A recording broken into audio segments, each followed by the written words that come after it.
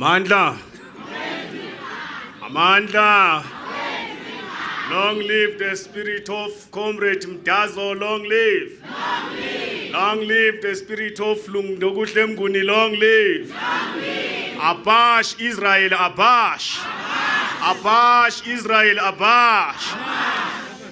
Amandla. Good morning, Comrade Sanbonani. Dumelang. Bonjia. Sizawuhlangana ke namhlanje. Good morning, comrade. My name is Mqapheli Bonono.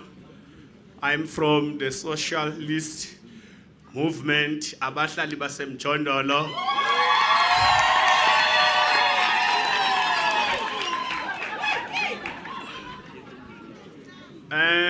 I just have a small task that I've been given to chair the session of today. But rather than in all that, comrade, it's going to be very good for us to check up our devices, if that are working, so no one will miss out the interpretation of the speakers that we have in the front. And yeah, we are almost out as well, comrade. I can see the spirit in the room. We also need to keep it up there.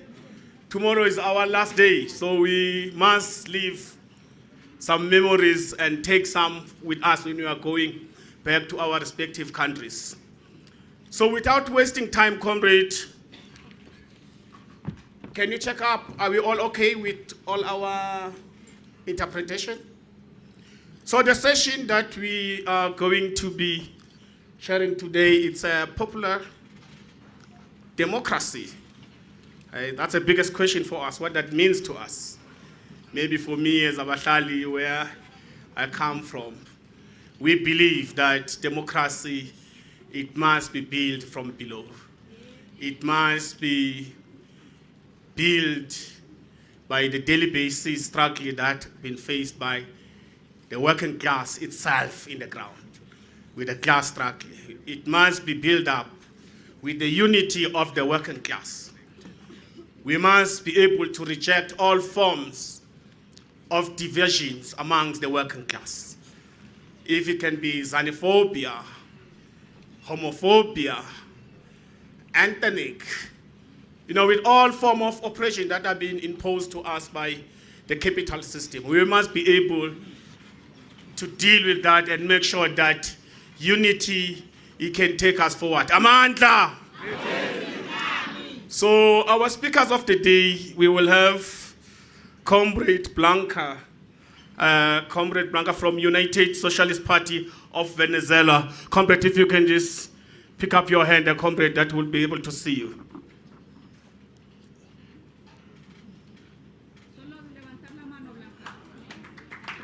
Now just give Amanda. Thank you so much, comrade. And then we will have Comrade Jamil Baranja, Workers' Democratic Way of Morocco. Can you also stand up, comrade? And then we will have Comrade Halin Kaur from Tri-Continental Institute. And then we will have Comrade Eugene Paya from Socialism Liberation from United States. So, comrade, can we also make sure that I'm just going to try to run out because we must be able to get the presentation from our panel presenters, and also we must also have comment from the floor, so we will try to speed it up so we can have enough time as well for us as comrade to interact with the speakers, so we can be able to get a fruitful day for all of us that we have managed to put our input in this conference. Please, comrade, let's keep checking around ourselves instead of cleaning up the space as usual as we're building socialism, comrade. We must not be able to have people that we must run around us to clean up on our behalf. When we eat, we must be able to put some practice on us around the whole building. Let's keep it as it is, comrade. And then we will also, comrade, be having a lunch that will be served at the various station. As usual, at the women's jail, you follow again your name tag as it marks that which place you belong to. And then as the day goes, comrade, we'll keep moving with all other announcements. And I would like to invite the first speaker on me, Comrade Blank, out to present his presentation.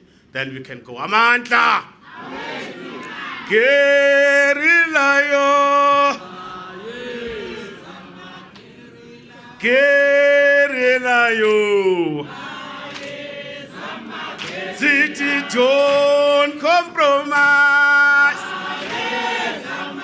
City don't compromise. City guerrilla yo. City guerrilla yo. Amanda.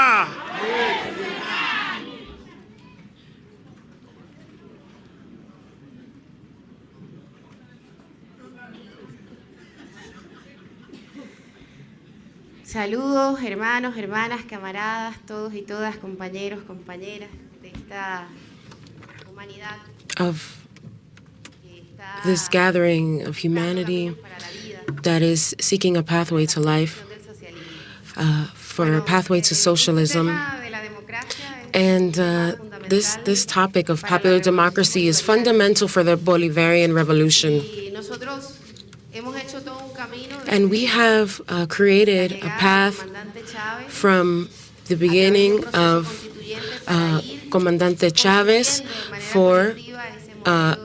to build that collective model of democracy, revolutionary, popular, participatory. And I wanted to make some comments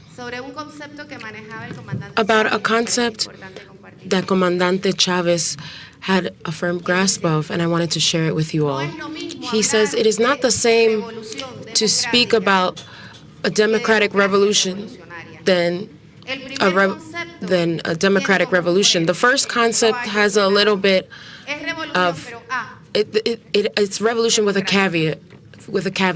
It's revolution, but it's democratic, right? And that's more conservative. But when we say that the concept that is truly liberatory is when we talk about a democratic revolution. The revolution has to be transformative, because the democracy, as we know, bourgeois representative, is not true democracy.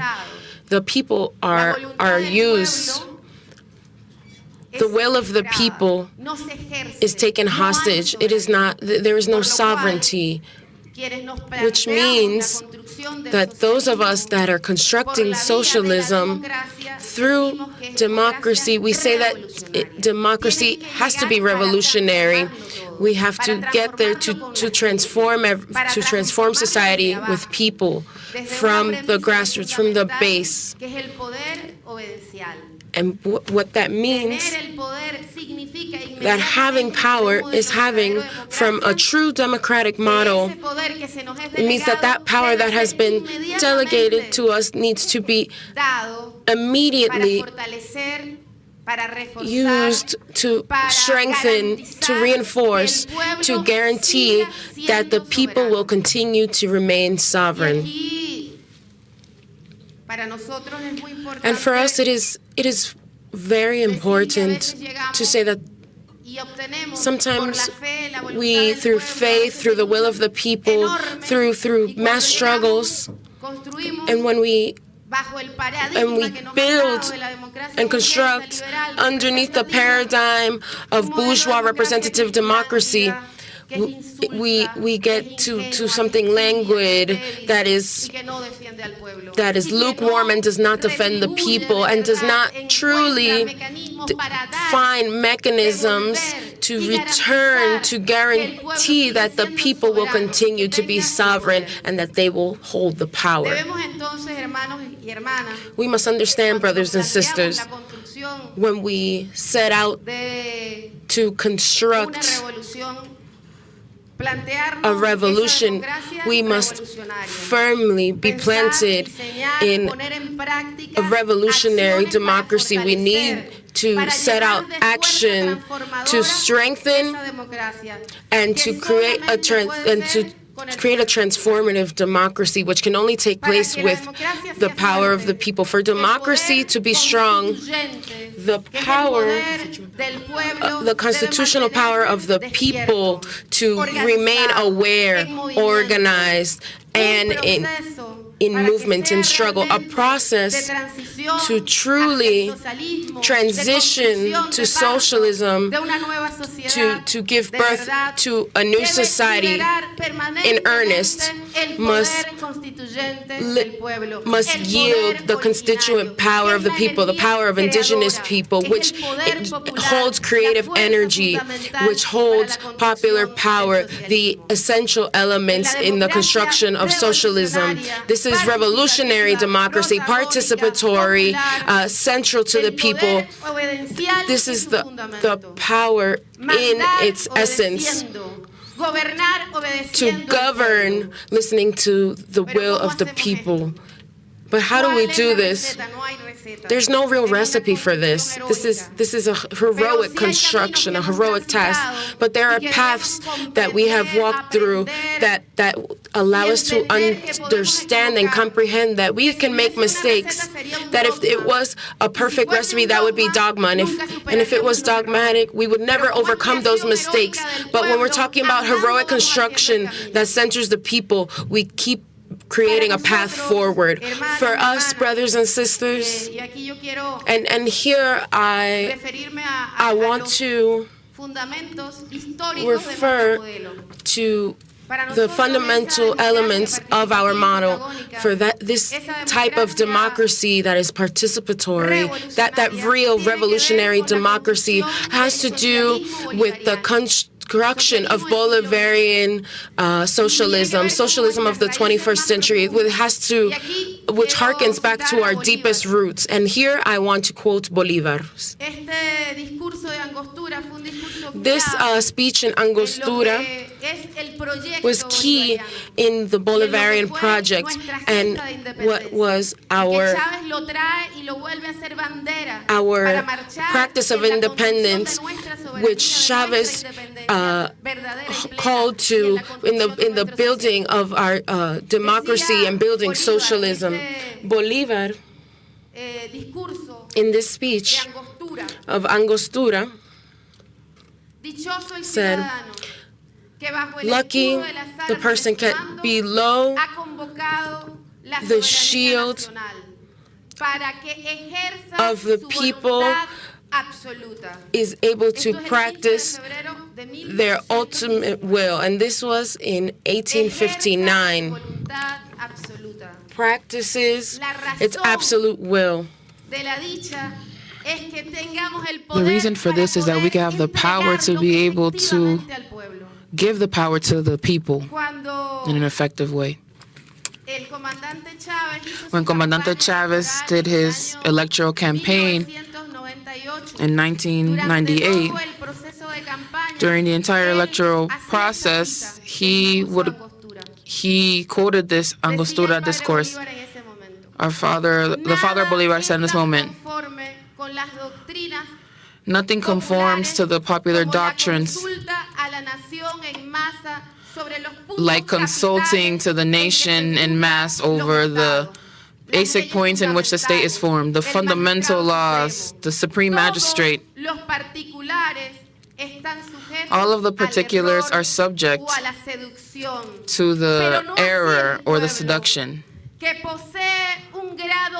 But the people who have an eminent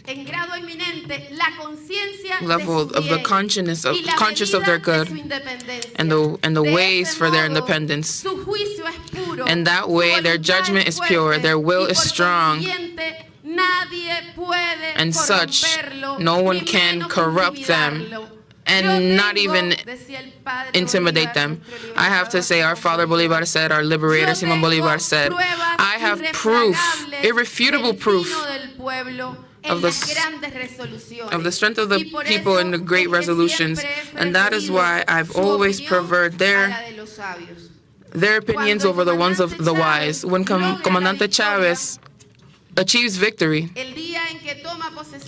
the days in which he takes possession, that is in February of, of 1999, at the end of the 20th century, he reads this quote and says, "During this campaign, I have been in every neighborhood, in every town, in every countryside, in every street, citing Bolívar. I did this as a mantra because that is my promise." And immediately, his first act as governor, after being sworn in as president and swear over the moribund constitution, was calling to constituent processes, calling on the people to refound the republic, to transform the judicial perspective and to break with colonialism, domination, oligarchy, with the barbarism that our story had determined. And this is fundamental in what we mean when we say a revolutionary democratic power. We cannot create allies, have conversations with the elites, coming to agreements with the bureaucracy. We have to tell the people, your will is respected. You voted for a process of refounding, and we're saying here that you're the one who's making the decision. And this call to the constituent process was determinant. Because when the people were called upon in a complex moment, petroleum was at $7, Venezuela couldn't pay any public servant, the situation was extremely terrible. But President Chavez, the comandante, put the process in a transcendental goal. We came here to transform, to recreate, and to change. And we have to do it all together because the power is in your hands. It's in the hands of the people, and you are the ones who we will obey. And in this moment, there was a very important spread in all of the place and in the flags that were raised in years and centuries. It emerged in this constituent process, and our indigenous people, our original people, the ones of our women, from the workers, from the Afro-descendant people, from the people with disabilities, of the peasant workers, all of the movements, all of the sectors, all the people understood this was the moment to express. And in this moment, it's important because every particular fight turned into a collective fight. It was a whole country that was going to guarantee the right of women and the rights of workers, the rights of peasants, the rights of everyone, regardless of gender. And understanding that you can only have particular rights when we have the power of including the rights of everyone, all genders. And so it is vital for us in this reflection on how to create democracy and understand that we cannot get to the government and tie ourselves to the bourgeoisie democracy. We cannot tie ourselves to the structure that kidnaps the right to the people, to the elite, to the oligarchy, because the people, once again, remain asleep and remain to one side, and it seems that democracy is just the act that every 5 or 6 years or 4, there is a process to give your will and your life to others, and most of the time for it to be completely betrayed. And so understanding us here understanding that we're going to have a revolution, that democracy must be revolutionary, that it needs to be created with the people, that there's no recipe, but yes, there's paths that we've been on and that we can share. And here it's very important. Sometimes the enemy has such a capacity to influence us. And being the most fierce democracy of having our rights in their countries and in the world. However, they start to label us in the processes that they're carrying out. And we start to see peace in the eye of the other. Instead of understanding that these processes are most of the time submitted under the worst pressures, like the blockades, like coercive methods that they call sanctions, that they're war actions, sabotages, magnified attempts for the terrible economic war that is waged against all of our countries, against those of us who decide to go on our own sovereign independent path. So the enemy manipulates us and starts to say where we're failing. And we start to see in our brothers the errors and not the great capacities that they've had to resist the enemy. And I say this because in order to be able to build democracy, it's not just in our own countries and nations and our people. We have to build a democracy in this world. We cannot accept imperialist dictatorship. And to be able to achieve this real democracy, we need to unite as a people. The enemy always tries to divide us. It will always try to plant distance amongst us, difference, resentment.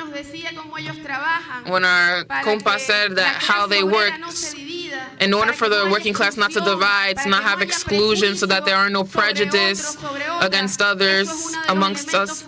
This is one of the fundamental elements to resolve this dilemma, to build democracy in the world, the revolutionary democracy that does not divide, that we don't judge our siblings who have faced many difficulties in order to be able to act and execute their sovereignty.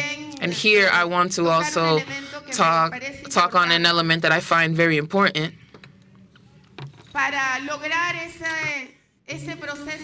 To achieve this constituent process, this people taking leadership, taking on the responsibility of building another model of society and actively participating in this process, it is absolutely necessary to elevate consciousness. And to do that, we need to know who we are. We need to know where we come from. We need to know our history. What were our struggles? What were our victories, and where were our defeats? In order to understand who we are and to be able to see where we're going, to be a real people. Comandante Chavez would say that a people is not just a group of people that inhabit a piece of land. To be a people, we need to have a common shared vision of and awareness of our history. In order to be a people, we need to have a common project to collectively imagine where we are headed and that all of our dreams are shared.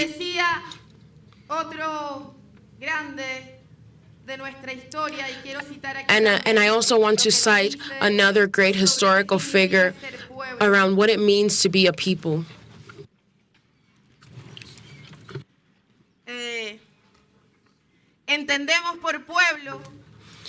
We understand as people when we talk about struggle, the masses, those who have done great and wise transitions of every order and are willing to achieve it when they believe in someone or something, and moreover, when they believe in themselves.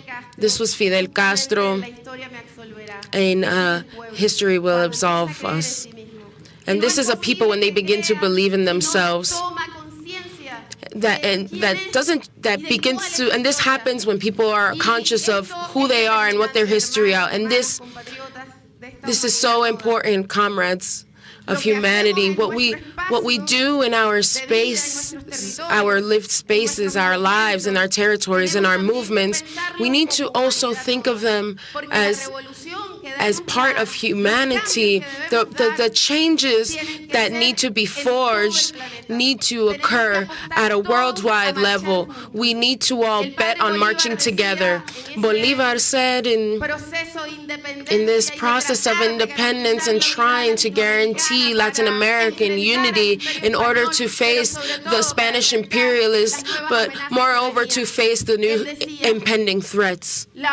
He said that oppression is united under one focus. If the struggle for liberation is too spread apart, then we will not have victory. Singer Victor Jara said, we will not have popular victory in combat if we are not united. And the best thing we can do, comrades, is understand that we cannot be divided. The fundamental factor to build socialism, to build revolutionary democracy, to transform this world is unity. A unity that allows us to be a people, that this humanity will be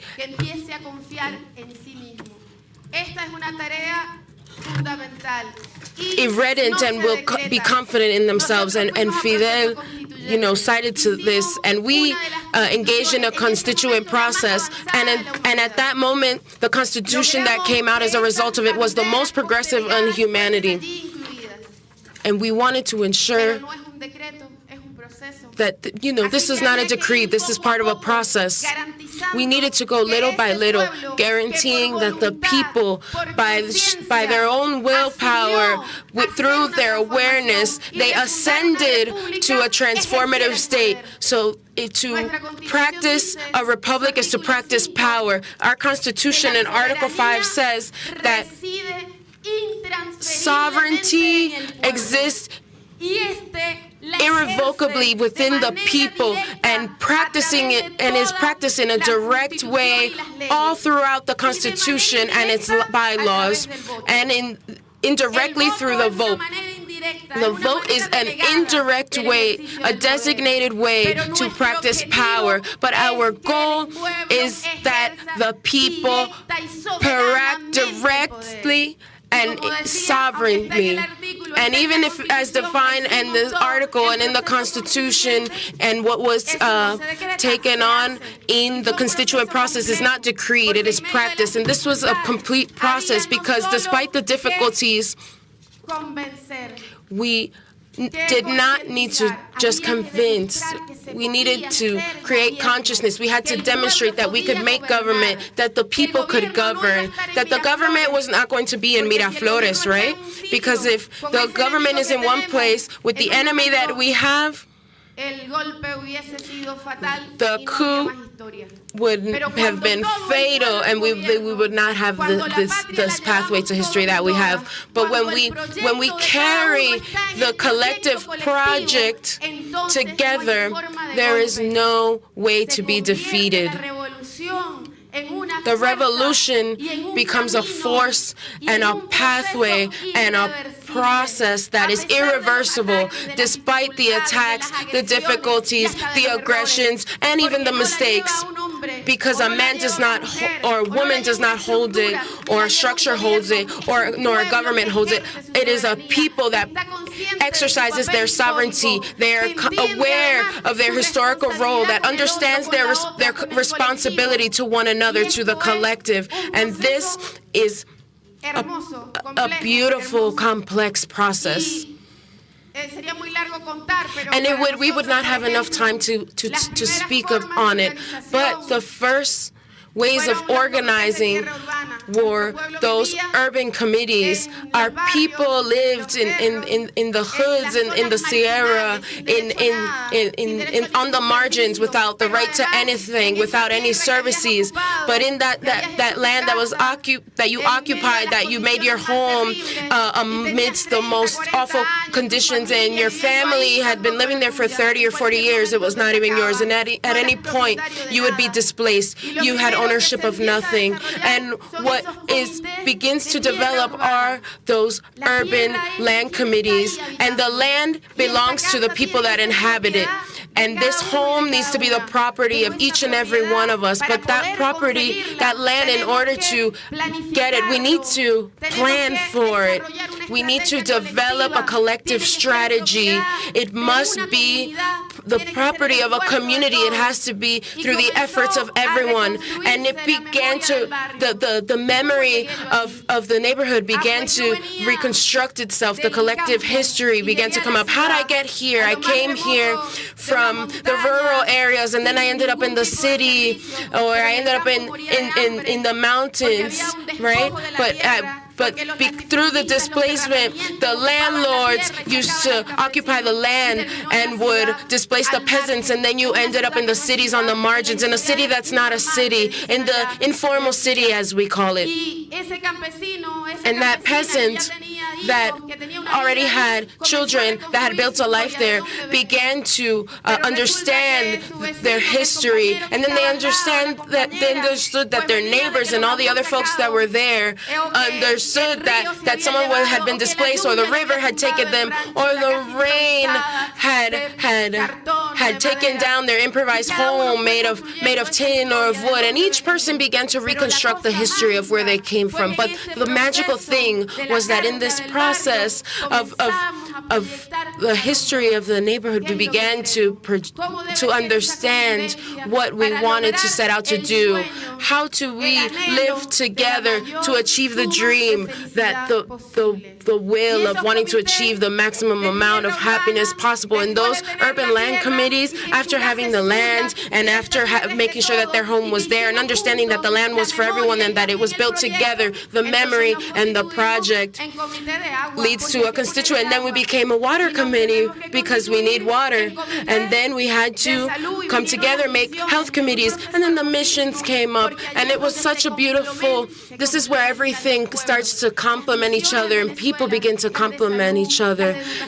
Health, education had been impossible to develop in such a short amount of time without the support, the buy-in, the love and commitment of the Cuban Revolution, which from the beginning was there with their doctors, with their teachers, in order for us to be able to make people literate, and so for Venezuela to be able to break with illiteracy, so that the doctors would go to the furthest parts of the Sierra to help us in the cities, with doctors, teachers.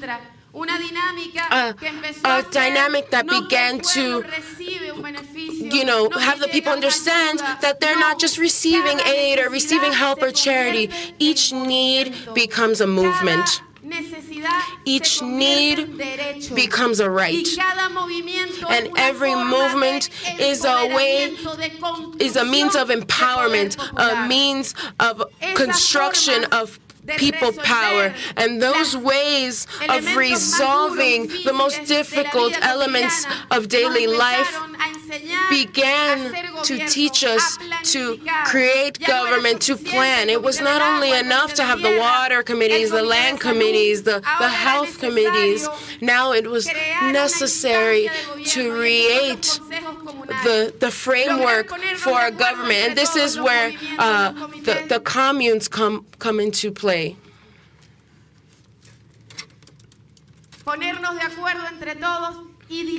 And we had to agree with each other and organize and create citizen assemblies to understand what the fundamental elements that needed to be addressed.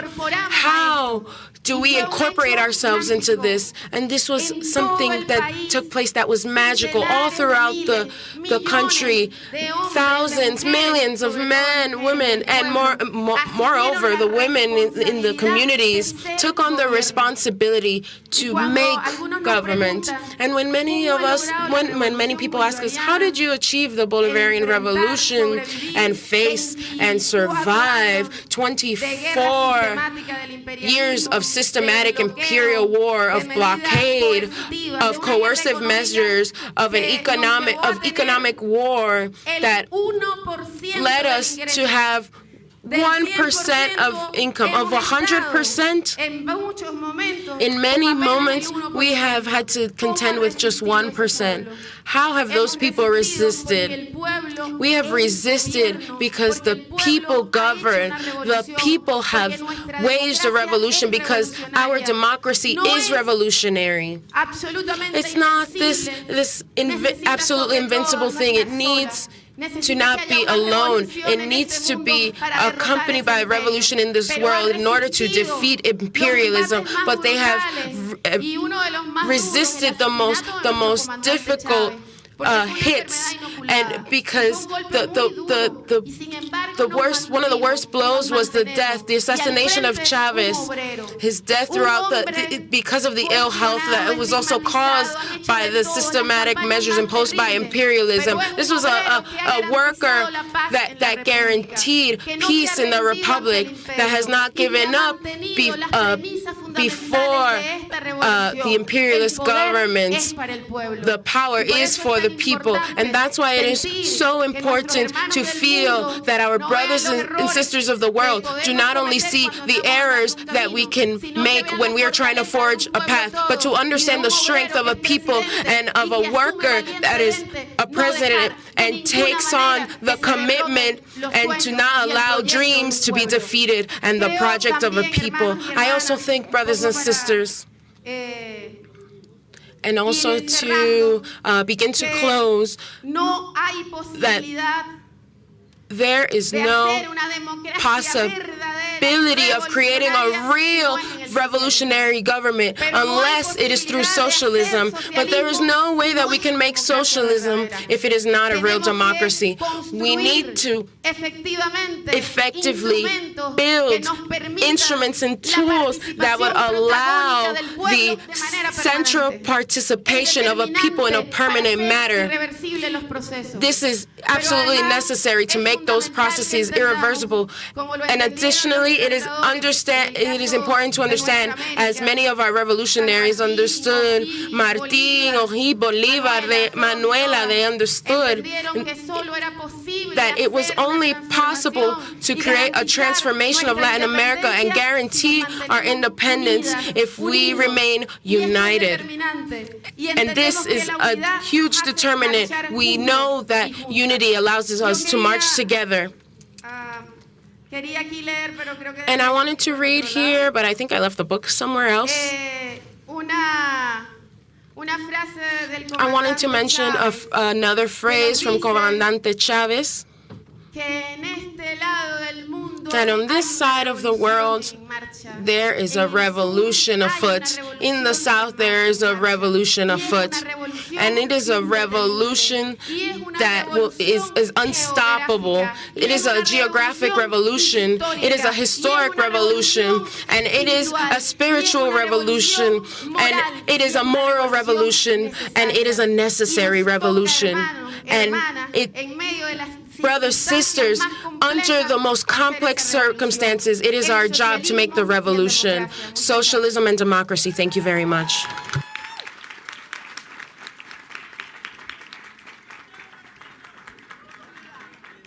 Viva Chavez, viva! Viva Chavez, viva! Thank you so much, Comrade Blanca, the former minister. It was really powerful for us to remind us that unity, how important it is to build, the construction of socialism. Let's give a round of applause to the former minister.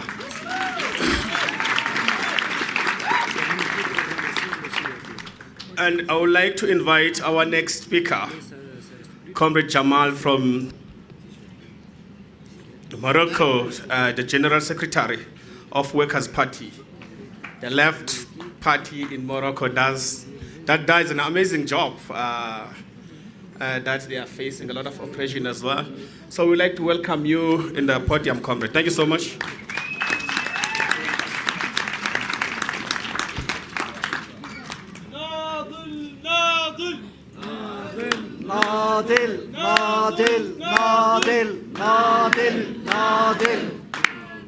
لن يمروا They shall not pass.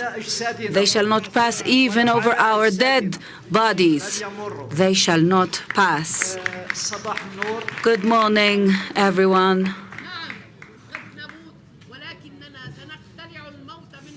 We shall not die, but we will extract death and repression from our lands. We will build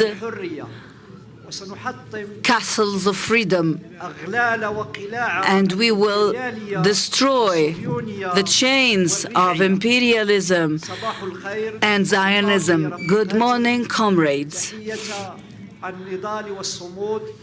Greetings. I am very pleased to be among you today and to share with you these discussions, debates about the dilemmas and challenges that face us and face our revolutionary forces, democratic forces in this time, the time of globalization, the time of capitalism. But at the same time, I am saddened, and I am very, very sad. My heart is bleeding, as your hearts are bleeding, due to the war of daily killings, daily genocide, criminal destruction that is practiced by the Zionist enemy against the Palestinian people. And I say our Palestinian people because it is our people. This criminal system so far has killed more than 2,800 martyrs until yesterday, 60% of whom are children and women, which counters the imperialist Zionist narrative that says that the attack targets only the Palestinian resistance and the Palestinian fighters.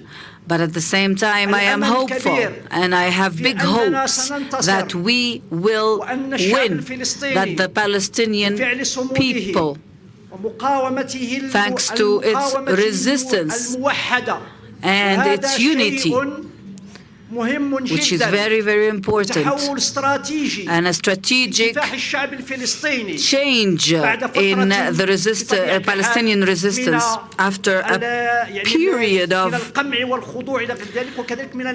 oppression and fragmentation and bifurcation. This is a token of hope. We will win, and we will destroy this imperialist Zionist alliance.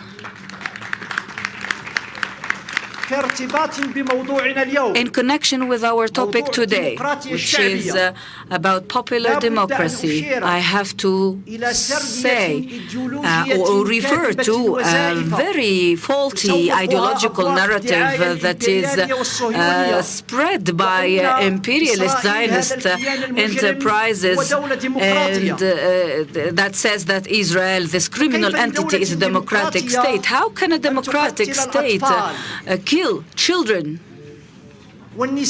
and women and the elderly, innocent elderly? How can democracy besiege a people and starve a people and prevent them from electricity and water in full collaboration with imperialist forces, on top of whom are the United States and European countries that are claiming that they are democratic? This is another narrative that is not true. Are these countries democratic? The answer is not theoretical. The answer is realistic. Look at the realistic neoliberal aggressive policies and the hegemonic policies at the international state through wars, through multinational, transnational companies, and through the dissemination of wars, racial discriminations, in order to recreate this imperialist, Zionist, reactionary enterprise. So democracy is the rule of people. In summary, I don't want to discuss the philosophy behind this concept and its background and its historical development. As my comrade earlier said, the real democracies are the democratic regimes that emanate from the people, popular democracies in which people practice democracy in full freedom. The democracies that exist today are bourgeois democracies that spread narratives about how democratic they are as states, how they protect the rights of human beings, and how these imperialist, capitalist countries were tasked, as they were claiming in the past as occupational powers, they were tasked by God to spread democracy. This is what they claim, and they intervene in the matters of people, in sovereignty of peoples, and organize military coups against those who oppose their policies.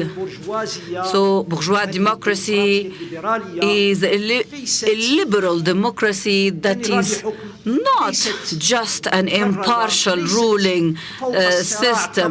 It is not above the classes and the class struggle as the bourgeois ideology stipulates. The political content of democracy really is a class-based concept that is identified by the interests of classes and classes that govern production and classes that have the ruling power, which makes them really serve their interests. Therefore, the question is, what are the social classes that are served by this democratic system? Democracy within a capitalist production system is a bourgeois democracy that expresses only its class interests, sometimes in a clear way, and sometimes in a way that portrays them as liberal bourgeoisie through hegemony over the minds of people. The imperialist powers control the media at the international level, and this enables them to spread their narrative. And this bourgeois dictatorship is expressed at the political level through what we call representative democracy. But when we look at the content of this democracy, in fact, we find that it's really void of humanitarian essence. It is just a mechanism, a framework, an administrative political framework through which bourgeois capitalist monopolists control power through what is known as a political game in which the bourgeois political parties share the roles among themselves within a well-designed game that is not designed by politicians themselves, but designed by the corporations and the powers, the big powers behind them. This democracy makes people believe that they have free choice, free will. But in fact, within under the umbrella of bourgeois democracy, we are living under an elite bourgeoisie, an elite democracy, and in other words, people are manipulated and they are made to think that they are free democratic peoples. When we talk in Europe about this issue with Europeans, they are surprised. When I tell them that this narrative is faulty, they say, no, we choose our representatives, but they miss the point and the depth of this concept. This democracy within united class struggles can achieve gains and benefits, can achieve progress at the level of public freedoms and at the level of social and economic rights, which helps them more and more towards liberating itself and its grassroots struggle in its fight against, in its struggle against capital. This liberal democracy, after the Second World War, and after the exposure of its aggressive character, the aggressive character of capitalism since the 1980s of the last century, with the Ronald Reagan and Thatcher and other politicians, things started to become clearer about these fake democracies that are now living a crisis, a real crisis. The veil has been removed about this destructive force inherent in this representative democracy that uncovers that capital, monopolizing capital, destroys human beings and nature and commodifies everything in its fight, in its struggle to achieve more profit. Therefore, they exploit working classes and peoples further and further, and they resort to commodification of everything. They commodify and objectify human beings, investments, they steal profits, they invest in education, in scientific research, in scientific development. And let me not speak about the environment, because this is something that we dealt with in the topical sessions. Now, I'd like to say that the fate of humanity is in the hands of the working classes and in the hands of the peoples, but in the hands of unionized, organized movements that are independent, in fact. So the fate of humanity is in our hands, in the hands of our peoples. This is why we have to intensify and unify our efforts at the global level in order to face this massive destruction and build the future of humanity and the future of freedom and well-being.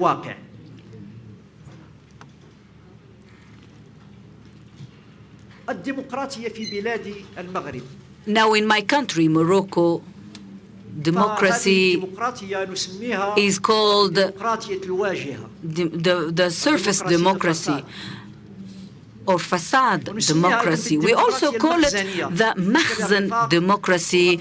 And for those of you who don't know Al-Makhzen, this is the ruling class democracy.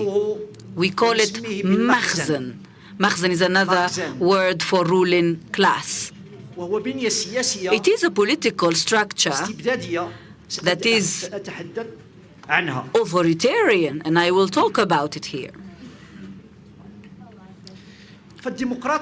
So democracy under this Makhzen system that is ruling in Morocco does not have any relationship or any link to democracy as it is known in the West and in Europe. It is a facade democracy that has developed within a capitalist, parasite, reactionary, backward democracy that has been built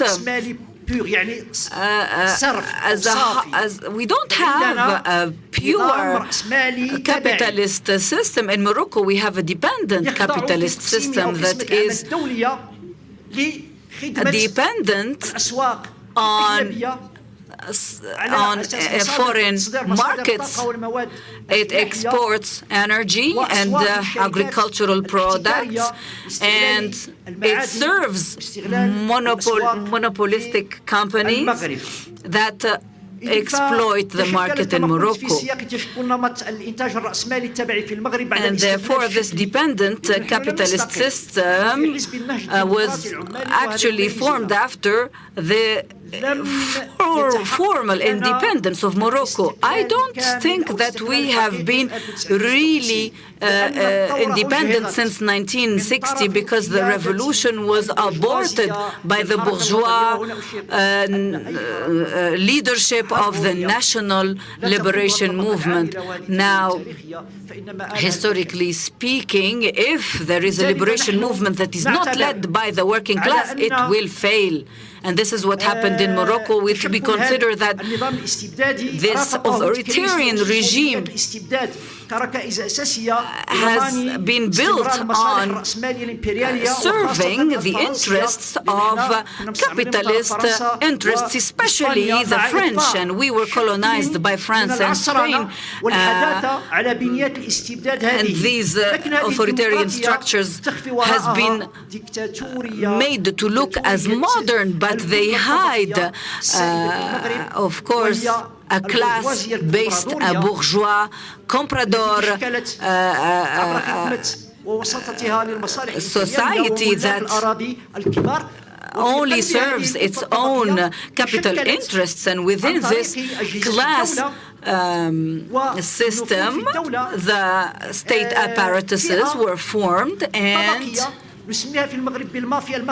we have what we call now a new class called the Makhzen Mafia, or the ruling mafia, and it is composed of the highest military officials, parliamentarians, politicians. It is like it is disseminated everywhere. It is like an octopus, in fact. This dictatorship and this dictatorial regime is embodied in the royal monopoly of power in all its aspects: executive, judicial, legislative, and there's also religious authority, considering that the king, according to the constitution, is considered as the prince of all believers, or Amir al-Mu'minin, as we call it in Arabic. This makes elections in Morocco just a very funny masquerade, because no matter who you are as a political party, if you reach the ruling power, then you will not govern. There is no government, no rule. The parliament is just an executive power, an executive hand that has to implement the program, the plan that is put by the king. The parliament, every October in the fall, presents a speech in which it presents its yearly plan, and this plan will never be discussed at the level of the parliament. The king cannot be criticized, otherwise your fate will be incarceration. Under the you will be, of course, put in jail because you criticize the king. This is the nature of the autocracy that exists in our country, that has committed cultural, economic, environmental, political, and social crimes. And the Moroccan people suffered from this for years, and we still have journalists and politicians that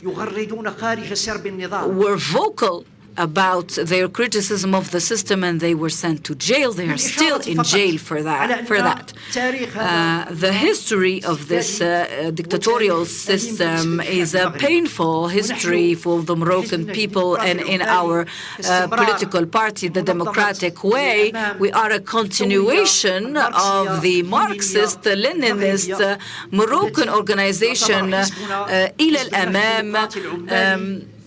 So our political party is just a political ideological continuation of Il Al-Amam, because we suffered from oppression, and in addition to other movements and struggles, we've had martyrs that died under torture, and we were prevented from holding our 5th national seminar in the summer of 2022 in a public space, and until now our branches in the regions do not have any deposition authorizations and cannot exercise, of course, their job in a natural way.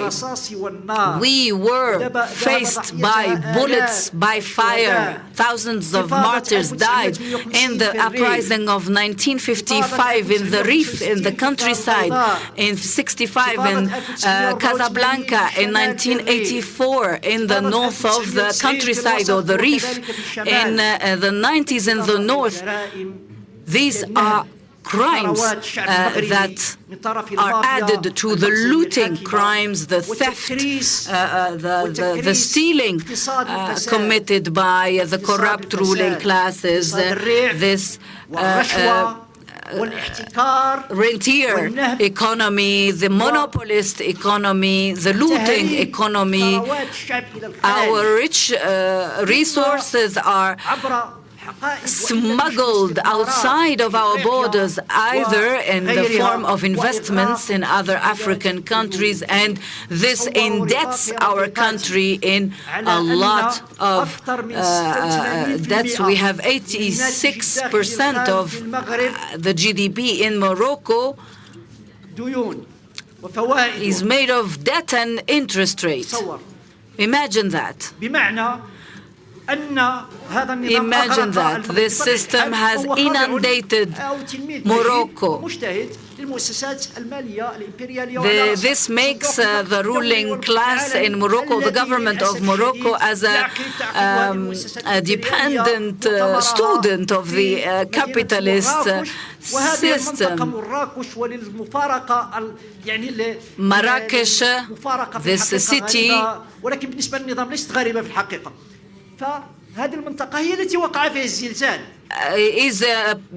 is the region that experienced the earthquake. The IMF and the World Bank came to impose their policies on Morocco over the dead bodies of the martyrs, over the suffering of the Moroccan people. And they are holding this Congress, the summit in our country, in Marrakesh, the country the region that suffered from the earthquake. So we've had a formal independence, and 2/3 of the Moroccans now live in poverty. The COVID crisis has exposed this level of poverty. 26 million Moroccans needed subsidies and needed support, financial support. In terms of Human Development Index, we are the 123rd. We are ranked 123rd, despite the fact that my country is a very rich country. We have the phosphate, we have fish, gold, copper, we have so many other resources. But when we've We've had the earthquake. We didn't find any resources to face the crisis. My country has mines. We produce the gold. We produce 4 tons of gold every year. 4 tons of gold on a yearly basis. This is just an example. So this Fascade Democracy has experienced a very deep crisis. No matter how much the system tries to hide this, it's obvious to everyone, considering that the Moroccan people has become more aware, more conscious. It has really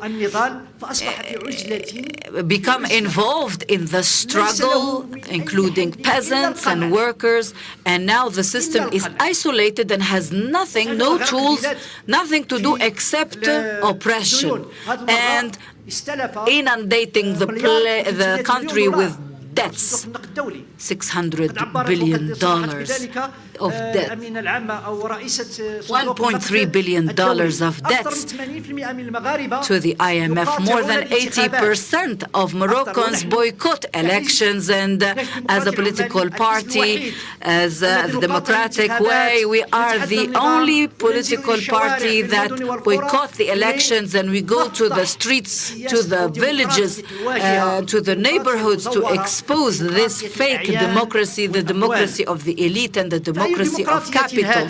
What kind of democracy is this? I don't think we have a democracy, and the Moroccan people is aware of this. Let me tell you that there are very strong struggles in Morocco, struggles that lasted for more than 2 years, and here I have to greet the working class and the popular people of Morocco and the peasants and the workers, males and females in Meknes, working for Sukumik company, who have been struggling for more than 2 years because they were fired from work and because the company was stopped by its patron, and of course the ruling class and the government is an ally in this in stopping this company, and even and this happened because the company created a union, and the leader of this union was, of course, fired from its job. I can tell you more about this reality in Morocco at another time. But what is the alternative now at the Democratic Way in our Workers' Party? And I'm sure many of you agree with me. We think that there is no future for humanity and for peoples without being popular democracy within a socialist horizon, because there are people who consider democracy as a strategy. In Morocco, this happened. Some people think that if they change the system to a democratic system, they become servants to the system, and therefore, in order to make reforms, we need to overcome the capitalist system and move towards a popular democracy and open the way for popular democracy within a democratic popular system in which the power is to the people and to the workers. We need a liberated national system that is liberated from the capital. We don't want representative democracy because it produces catastrophes, produces aristocratic classes, and accumulates interests, and is really involved in its own interests and forgets about the people, and therefore this is what leads to desperation the level of the people, and this takes a lot of time to heal. When peoples are desperate, and if there is no struggle, and if the people is not connected to the principles of the real struggle, it will take time for the people to heal from this. We need an open democratic system, as I said. Building the popular democracy is not a ready-made recipe. It's not a decision. It's not a decision that is a statement said by this political party or the other. It is a process. It is a process of struggle, a class struggle that builds,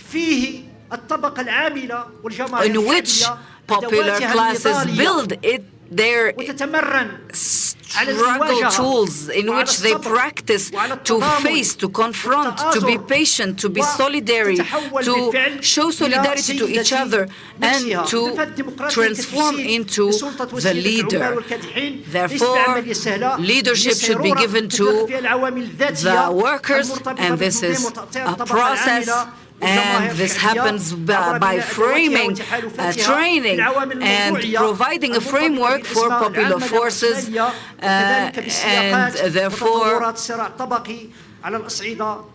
this will enable the popular classes to face the class struggle, and of course the pivotal element for us in the democratic way is building independent political parties that work towards empowering, organizing the workers and the allies of the workers. This will become a pillar towards building socialism and building national democratic popular states that have socialist horizons, especially in our countries and in countries in which socialism does not exist in its fullest form. This is the alternative for countries in which people, peasants and workers are working hard. It's not an easy process, and this can happen in alliance with local councils, with the various structures and the nucleus that exist at the level of the popular classes, and that can really form a burgeoning struggle against the capitalist system. Building socialism is not a postponed mission. It is a process that has to start, that started already from very clear socialist experiences that we all know, and these are continuing processes, and this is the future of socialism. We have to learn from old experiences. We have to avoid reproducing ourselves. We have to benefit from our learned lessons. Let's not reproduce our mistakes, and let's move towards the future. As to democracy in dependent countries like Morocco, it really aims at defeating the reactionary classes that are servants of the capitalist imperialist system. I apologize. Let me read this again. Popular democracy has to break with hegemony, with all forms of imperialism, and has to create dignity, provide dignity, justice, and equality. And this will only happen through national democratic revolution, a popular national democratic revolution. Our political party works towards the achievement of this liberation over four main processes. I will say this in 2 minutes. The first process is towards building an independent political party for the working class, and we have announced this in our 5th Congress in the summer of 2022, because The leadership, as I said, is important in Marxist-Leninist political parties. And here we refer to a group of Podemos experience in Spain, in the experience of Lebanon, that faced capitalism. The second process is a process of building independent mass organizations. There is the third process, which is a process of building popular classes front that gathers all anti-imperialist, anti-Zionist powers that has to work towards destroying the contradictions that exist inside the system and has to face the main enemy. The fourth process is the process of building Marxist internationalism to face global capitalism and imperialism. We cannot defeat these three, the Zionist, imperialist capital, without having an internationalist Marxist process, and we consider Marxist-Leninist processes are the way towards change, revolutionary change, and building a vision for the future, whether under socialism or communism. And I'm sorry if I was long. Thank you for your attention. They shall not pass. Thank you so much to Comrade Baranjak. Let's give him another round of applause, please. I would like to remind my remaining speakers that let's try to look at the time. And also, there's a screen here in front of us in terms of giving us direction as well, in terms of running very fast when we are talking. So let's keep an eye as well here. So, and also if you see a sign for one of my comrades, so you must know your time. It's been limited. Amanda! Long live the spirit of Morocco and long live! Long live! Comrade, I would like to invite Comrade Kawa. He's a researcher in Indian Office of Tricontinental. Let's welcome with a round of applause.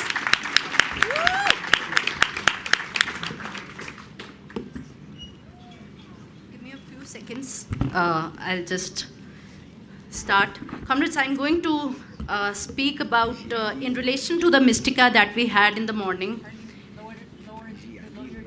Okay. Is it fine now? Yes, they can hear you. Okay. Okay. So, we had the Mystica where in the end we saw there was a picture of Comrade Prabir Purkayastha, and I'm going to talk about in that context. I'm going to go a little behind that, what was the context in which he has been arrested, and what are the threats that we and NewsClick in India are facing. Okay. So let me start with two contradictory popular pictures of farmers in India. One is that of the picture of farmers taking their own lives by committing suicides. Or if you land up in national capital Delhi, you will find posters behind auto rickshaws where farmer is pleading like this. So this is one of the popular images. The other popular images is of thousands and thousands of farmers marching together, raising their flags for their issues, demanding their issues from the state. Another popular image which is related to this one is that of farmers sitting on the borders of Delhi and demanding their issues, raising their demands. So why is this, why is that so? Why do we have these two contradictory images of the peasantry in India? In the early 1990s, the government of India introduced neoliberal policies in the economy. Whatever good promises were made to the people about these policies, the working class and the peasantry only saw their wages and the means of subsistence slipping out of their hands. On the one hand, these policies brought about an increase in the price of fertilizers, increase in the price of seeds, increasing cost of electricity, increasing costs of fuel, lower expenditure on irrigation. And for the peasantry, it only meant that the cost of production would go up and up astronomically every year. On the other hand, these neoliberal policies also allowed the government to take its hands off the responsibility of buying the farmers' produce at good prices, and they also allowed the government to be free from the duty of providing subsidies and other kinds of reliefs to the peasantry. So your cost of production kept increasing year by year in the last 3 decades, but your income from production, it has been relatively going down, down, down every year. And that adds, and let us add that to the climatic changes that we are facing. So your production is otherwise also going down. But you have to keep growing because that is the only means of subsistence you have. So you take loans from private lenders or banks at high interest rates. Now, facing impoverishment and demoralization, the farmers started ending up their lives. They started committing suicides. Between the last 3 decades, we have lost some 400,000 farmers. And 1/4 of these farmers have committed suicide in the last 1 decade alone. But this existential threat has also forced the farmers to come out on the streets against the neoliberal nexus of state, its cronies, and the Bretton Woods institutes. And a long series of peasant struggles began in different parts of the country. I should also put forward this fact that the brutality of the neoliberal policies has increased with successive governments, and it has been speeded up exponentially by the present regime since 2014. When the present BJP regime came to power with a full majority, they right away introduced the ordinance, which the farmers rightly said that it was a land grab ordinance. And the farmers, they just came out on streets with full force, and they won this fight, and they brought the arrogant government down. They brought the arrogant government on its knees. So it was the first defeat that this full majority government with all its arrogance had to face from the farmers. Yesterday, the farmers did not stop there. They have been fighting tooth and nail against all kinds of policies, and they have been succeeding. One of the major fights that they have been succeeded was a long march which happened in Maharashtra, the state of India. Yesterday, a panelist in the feminist seminar said that corona lockdowns were anti-people. Yes, they were. They were also anti-peasantry in India. They were also anti-worker in India. Why is that so? Because the capitalists and their friends in the state, they locked us inside without any preparation whatsoever, and also at the same time they forced a lot of people to return their families walking thousands of kilometers without food, without water, and without any kind of assistance from the government. They also tried to use the corona crisis as an opportunity everywhere, and that was also used in India. In India, they introduced 3 farm bills, and within a period of 3 months, they got them passed in the parliament as acts. The first of these acts aimed to hand over the entire trade in agricultural produce to domestic and foreign corporates. The second aimed to encourage and promote contract farming in India. The third one was an amendment to the Essential Commodities Acts, which aimed to remove all restrictions on the stocks of 6 most essential items like rice, wheat, pulses, cooking oil, onions, and potatoes. Now, this would have threatened the food security. We already stand at the 101 rank among 116 countries, according to the Global Hunger Index. It would have affected large sections of the Indian working class population. But there was also a direct attack on the workers. Within a few days of passing of these laws, 29 labor laws were annulled in the parliament, and they were replaced by 4 anti-worker labor codes. But against the government's expectations of using Corona as an opportunity, the lockdowns as an opportunity, the peasants and workers came out on the streets against these new developments. And when farmers were stopped to enter the capital to put forward their demands, on 26th November of 2020, which is also the Constitution Day in India, they began encamping on the borders of the national capital and fought from there for 1 year long. They have braved winters, they have braved rains, they braved summers, and they also have braved the attacks and violence from the state government. So let me put this 1 year long struggle as a process of popular democracy in front of you. Why? There were 500 organizations of peasants and agricultural workers which came together and they formed what was called the SKM, Sanyukt Kisan Morcha, the United Farmers Front.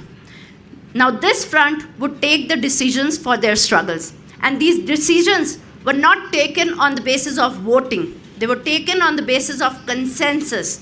And these 500 organizations, they were coming together from different kinds of ideologies. But what brought them together was that they identified themselves as a class of peasants and as a class of workers. So that was the one thing, that the people were coming together as a class. The second thing, workers and peasants across, remember I said there were 2 simultaneous attacks on peasants as well as on the workers. So the workers and peasants across the country supported each other in the calls of strike. And there were huge Bharat Bandhs. India shutting down their shops, shutting down their works, shutting down their factories and everything whenever there was a call. Women who do all sorts of farming work but were hitherto not recognized as farmers, they came to be recognized as farmers in this movement. And in fact, there was a day celebrated as Women Farmers Day in the January of 2021. It was just 3 months from the beginning of the struggle in November.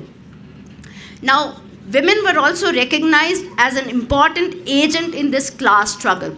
So the comrades who were present yesterday in the feminist seminar, they must have seen the Kudumshri, a documentary related to the Kudumshri cooperative in Kerala. But let me remind you, the states which were active in this particular movement, they are famous for killing women in the name of honor. They are famous for killing girl childs. They are famous for having the worst kind of sex ratio. I mean, for 1,000 male, there are at several places there are only 100 females. So at such a place, and this is also a place where female have to, they still walk in pardas. They cover their faces.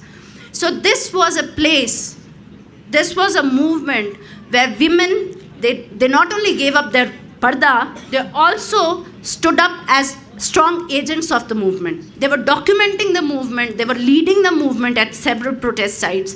They were documenting in terms of songs written by them. They were singing the songs.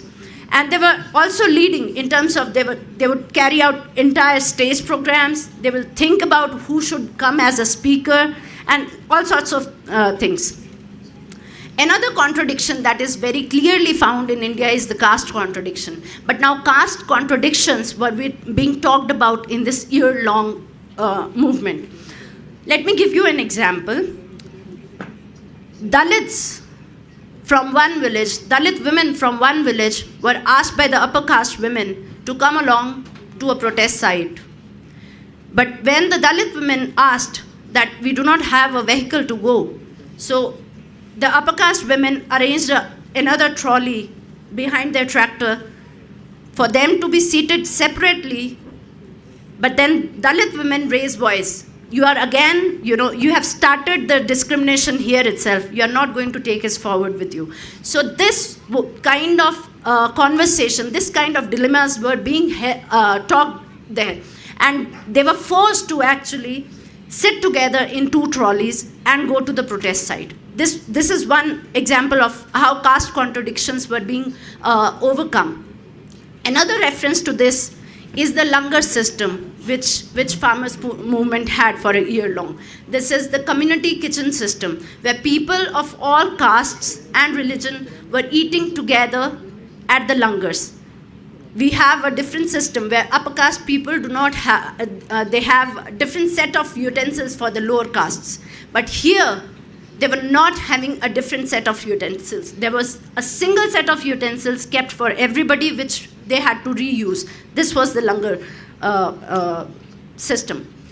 Youth who were cursed to unemployment or drug addictions played a major role in terms of media and communication about the struggle. They would be quick in setting aside the government's narratives and providing the people true stories about the ground truth. They used Facebook, they used Twitter. There was in fact a popular song about them that, if I can sing that in Punjabi, tractor trolley waliyan ne Twitter chalaya. Those who were earlier running the tractors and the trolleys, they are now running the Twitter and they are saying what they want to say. The comrade has just pointed out that people, when they take the agency, when they take the leadership role, when their views come out, it is a form of true democracy. It is a form of popular democracy. And that was being exercised for this one long year at the Delhi borders in India. This movement became part of the popular culture, as I've already mentioned. Many singers, actors, they came out in huge support to the movement, and many songs were released in this support. Now, when youth takes over the media, here is where NewsClick also comes in. There were very few media houses that were capturing the struggle from a close point. One of them was NewsClick, whose reporters stayed there for the entire year and captured every detail of the movement. The Tricontinental Research Services located in Delhi, which I am also part of, we have also produced 2 materials on that, and I would like to show them to you first before I move ahead.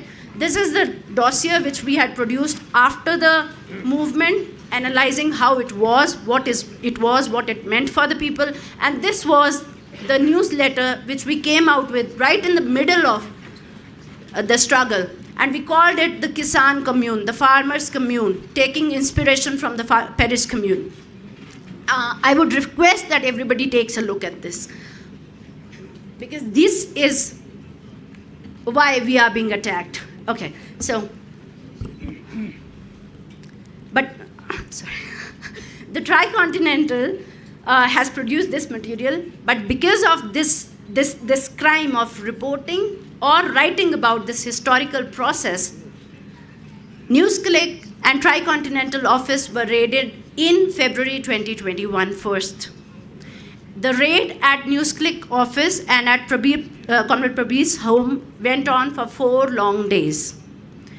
They are again being raided, as we are hearing about that every day.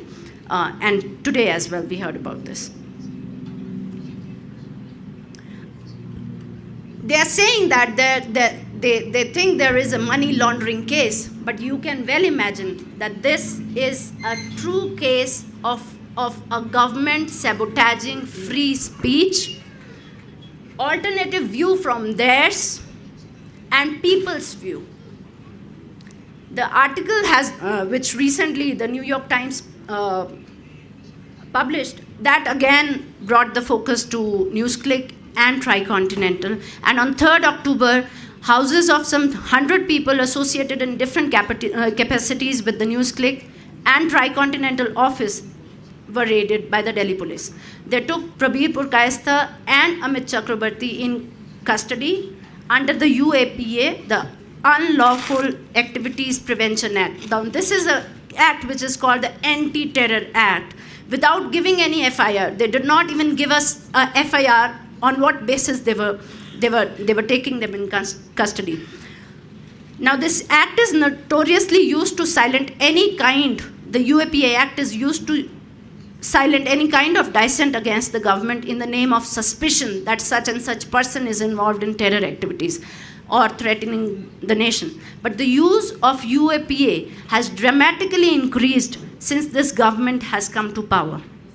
And the primary reason is to silence the voices of dissent, voices that question the government's decision.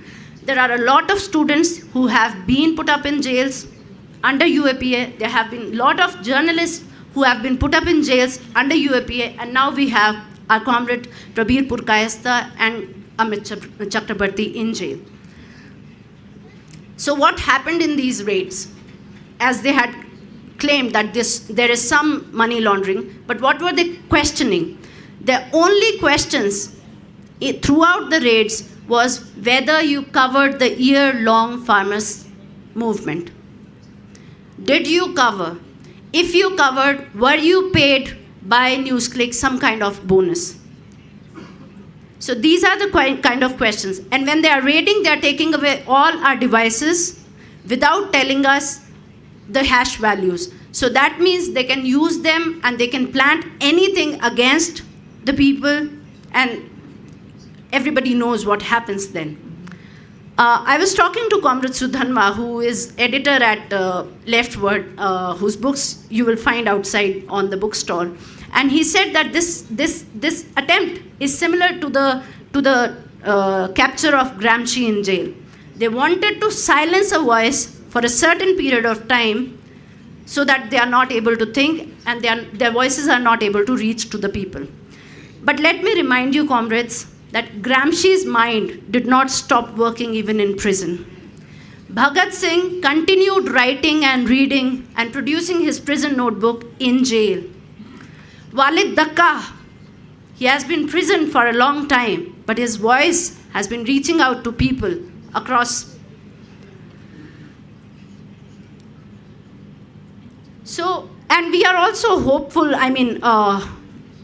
not hopeful, this might sound as a utopia, but we are getting a lot of support, not just in India, but also outside. So,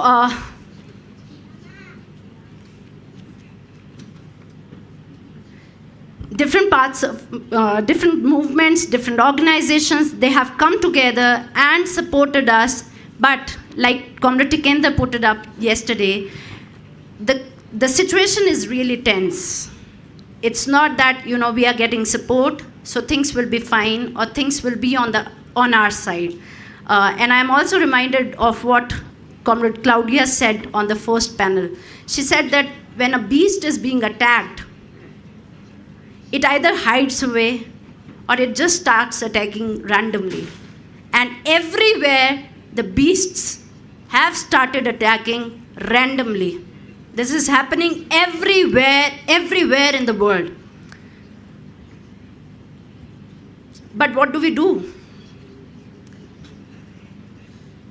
I think they have only one modus operandi with them. They can either intimidate us or they can deny us. They can kill us, bomb us, they can assassinate us, or at best they can just ignore our struggles. But we are the creative forces of history.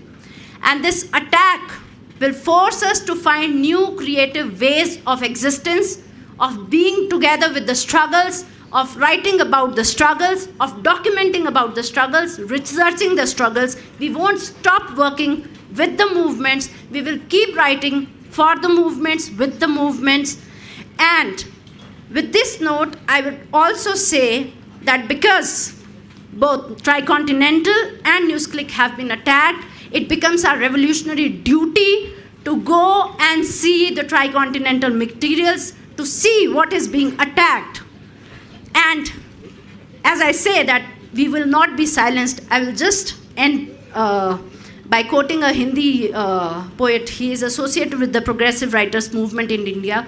And in the first declared emergency in India in the 1970s, he wrote, "Mashale hame वैसी ही प्यारी हैं जैसी हमें भोर. We like our torches as much as we like the dawn." Thank you very much.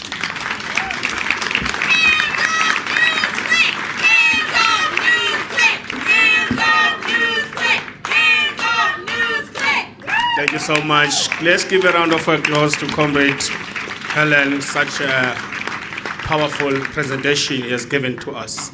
Amandla, long live the people of Palestine, long live.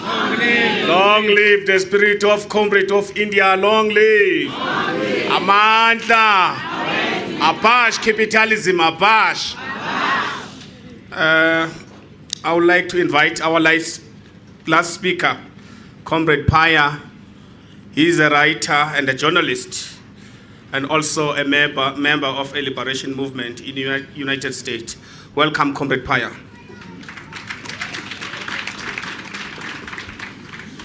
Well, thank you, Comrade Chair. Thank you to my esteemed panelists. I'm honored to be here.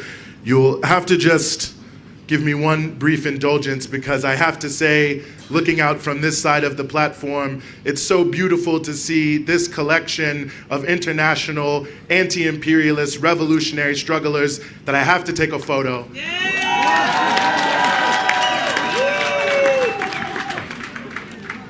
Thank you, comrades. You know, I'm very honored to have the opportunity to speak here today and to speak on this issue of popular democracy. Because in many ways we are living in a crisis of democracy, and it comes in different ways.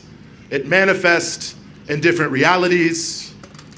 We can see it in the Sahel, in Francophone Africa, where the so-called democratic system is completely at odds with the will of the people who have had to go to the streets and to unite with their soldiers to restore a sense of popular sovereignty. We can, of course, see it in India, where the attack on our comrades in NewsClick is indicative of a dramatic closing of democratic space. And like I said, the crisis has many facets to it, but it's rooted in one issue, and that is that liberal democracy is just the right to have a very limited say in your own exploitation. And this is at a time where the limits of capitalism, a system of exploitation, are becoming clearer and clearer and clearer to the masses of people every single day. The masses see the problems getting greater and greater, while at the same time, in the midst of their so-called democratic system, they see less and less of an opportunity to affect change through the channels in which they're told they can act. It's a crisis of democracy. And it has positive elements to it in some ways. We're all critics, of course, of liberal bourgeois democracy. But it also has negative elements as well, comrades. You see this in the United States. I think, Comrade President, we've seen some similar things in South Africa, where the number of people voting goes down. And it's not just because people's illusions in the system are falling away, but because the hegemony of capital have told them that these systems are the only way to make change. They're losing faith in their capacity as individuals and as a collective to make change. So the crisis of democracy is also, in many of our countries and many of our regions, creating a crisis of nihilism. And that's why the topic of our discussion today is so critical, because we have to reclaim and give content to the struggle for democracy, the idea that collectively we can act and change and rule society in a way that meets with our needs as collectively decided. We must wage that struggle because it's being taken away from us in so many ways. And I want to say before I move on, comrades, because I want to make some comments here about the relationship between democracy and socialism in our current moment. But before I go there, I also want us to remember not to be too ahistorical in our critique of bourgeois democracy. Because we always have to remember not to give too much credit to the bourgeoisie. Because most of what we know as liberal democracy, freedom of the press, free speech, however limited it may be, It was not given as a gift. It was taken by struggle and by the blood of workers and oppressed people who were fighting for representation in their society. When we talk about a crisis of democracy in India, we aren't talking about democracy given by Winston Churchill. We're talking about the democracy of Bhagat Singh.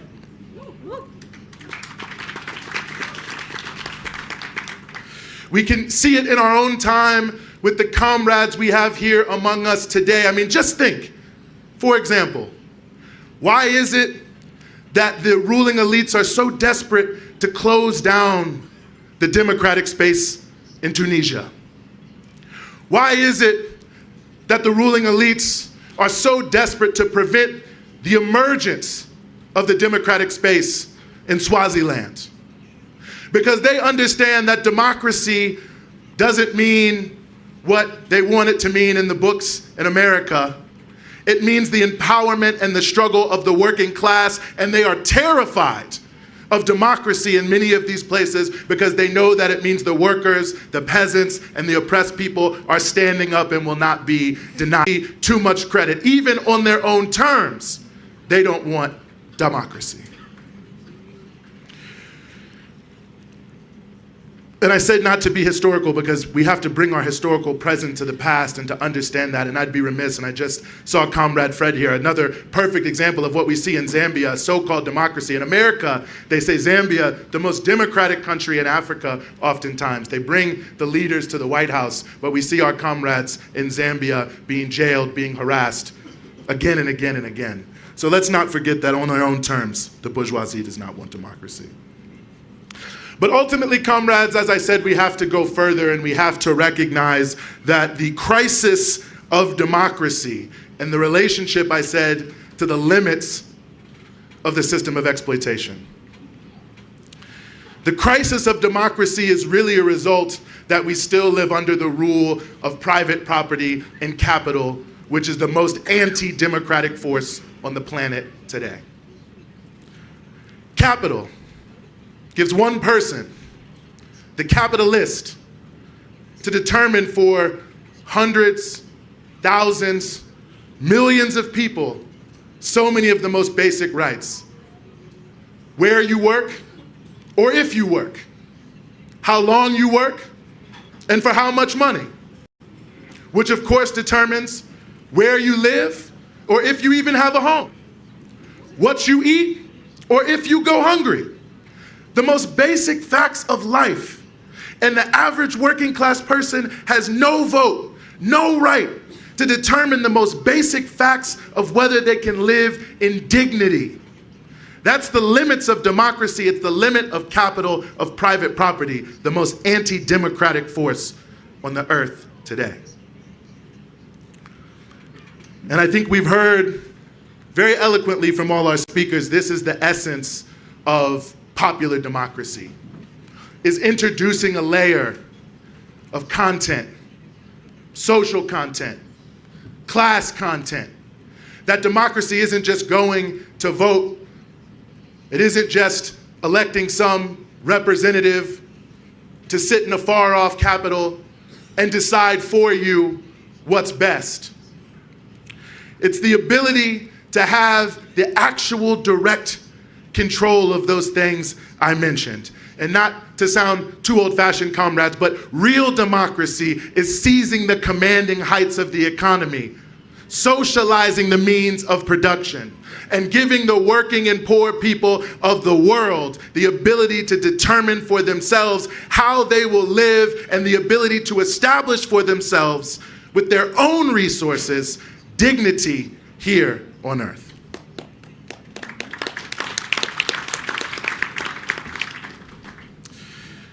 I think we can simplify this for people in a way that will help us perhaps move further in addressing the masses of our people around this question of popular democracy and of a greater sense of socialism. Because all we're saying, what it really means to have this sort of substantive working class democracy is that the people collectively get to look at what they have, what they need, what they want, and to bring those levels to get together to establish the society that they collectively would like to see. For example, you need housing. We need to build housing sustainably. You may, in fact, want the process of planning and building to be rooted in the local communities where the housing is most needed. So that means asking collectively, do you have the right physical materials? Do you have the right human material? And if you don't, what will it take to mobilize the resources to establish those things? And beyond that, if you have to make a trade-off, what is that trade-off? If you have competing interests perhaps in this process, who gets the greater weight in decision-making? And at what part of the process? It's those kind of decisions that we make together that add the popular content to popular democracy. And it's a deeply collective process that's both bottom up and top down. To mobilize the resources of society in a central way so that every person at the lowest level can grasp what society has and what it can really do. But to democratize decision making so that you don't just see it, but you can mobilize it because you yourself are also empowered. I'd also submit, comrades, that popular democracy can't just mean simple majority rule. It's not just a numbers game. It's not just 50+1. Popular democracy, socialist democracy, also must address all of the oppressive hierarchies that have been established under capitalism and under previous class societies, and it has to mobilize and empower those who have been the most affected. There is no democracy whatsoever if women in oppressed nationalities are not empowered in a real way. It can't happen. It can't exist.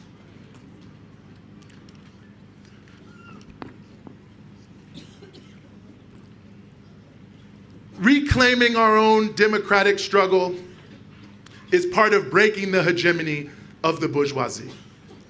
This is a critical element because the hegemony of bourgeois ideology, especially as it emerges from the worst of bourgeois beast, to quote our comrade from earlier, the United States of America, is to pit democracy against quote unquote autocracy or tyranny or whatever they want to call it. This is the basis by which the United States is mobilizing the military power, not just of the United States, but of all the imperialist powers and their allies, to wage a new Cold War, which could very easily become a hot war, which could very easily become a nuclear war and turn the earth into radioactive ash. It's on the basis of a fake struggle for democracy. So the struggle for democracy, for popular democracy, is also the struggle for the survival of the peoples of the earth, in addition to the struggle for the empowerment of the working class, the peasantry, and the oppressed people. So I just want to close here, Comrade Chair, because I know that we need to be very careful about time, and I want to end before my time.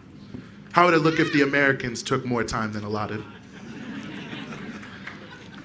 By speaking to you here on behalf of my comrades in the Party for Socialism and Liberation in the United States, because, comrades, it's been very moving to hear from the stage, in the sessions, from the floor, all of your various struggles. I often find myself, and I think I speak for my comrades as well, amazed at what you're up against, what you're able to struggle against, and the joy that you continue to bring, the spirit that you continue to have. And as small as our forces may be, but they are growing, I want you to think of us as your reserve force behind enemy lines. Do not hesitate to call on us when you have a fight, whether there's a direct connection or not. Do not hesitate to call on us to go to the barricades to stand alongside you, even across oceans and deserts. Because even in the most imperialist country in the world, I want you to know you have strong, working class people who are willing to stand up and be counted in solidarity with you. I've seen that President Biden, I did not vote for him, and I won't vote for him next year. I'll vote for Claudia de la Cruz.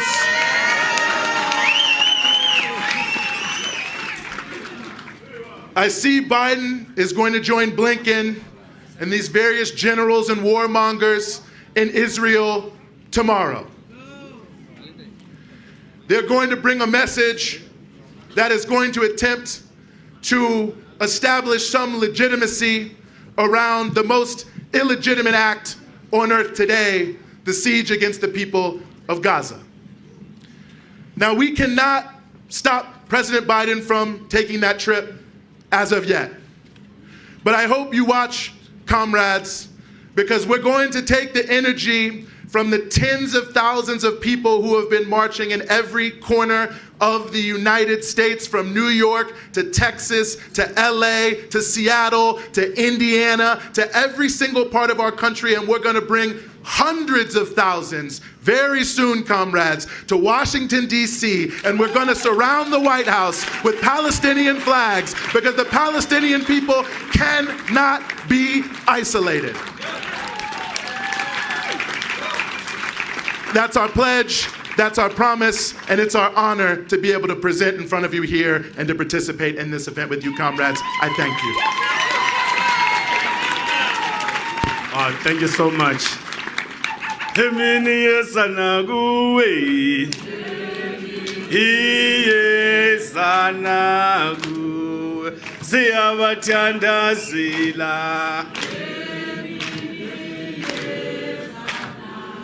House sitting, hallelujah,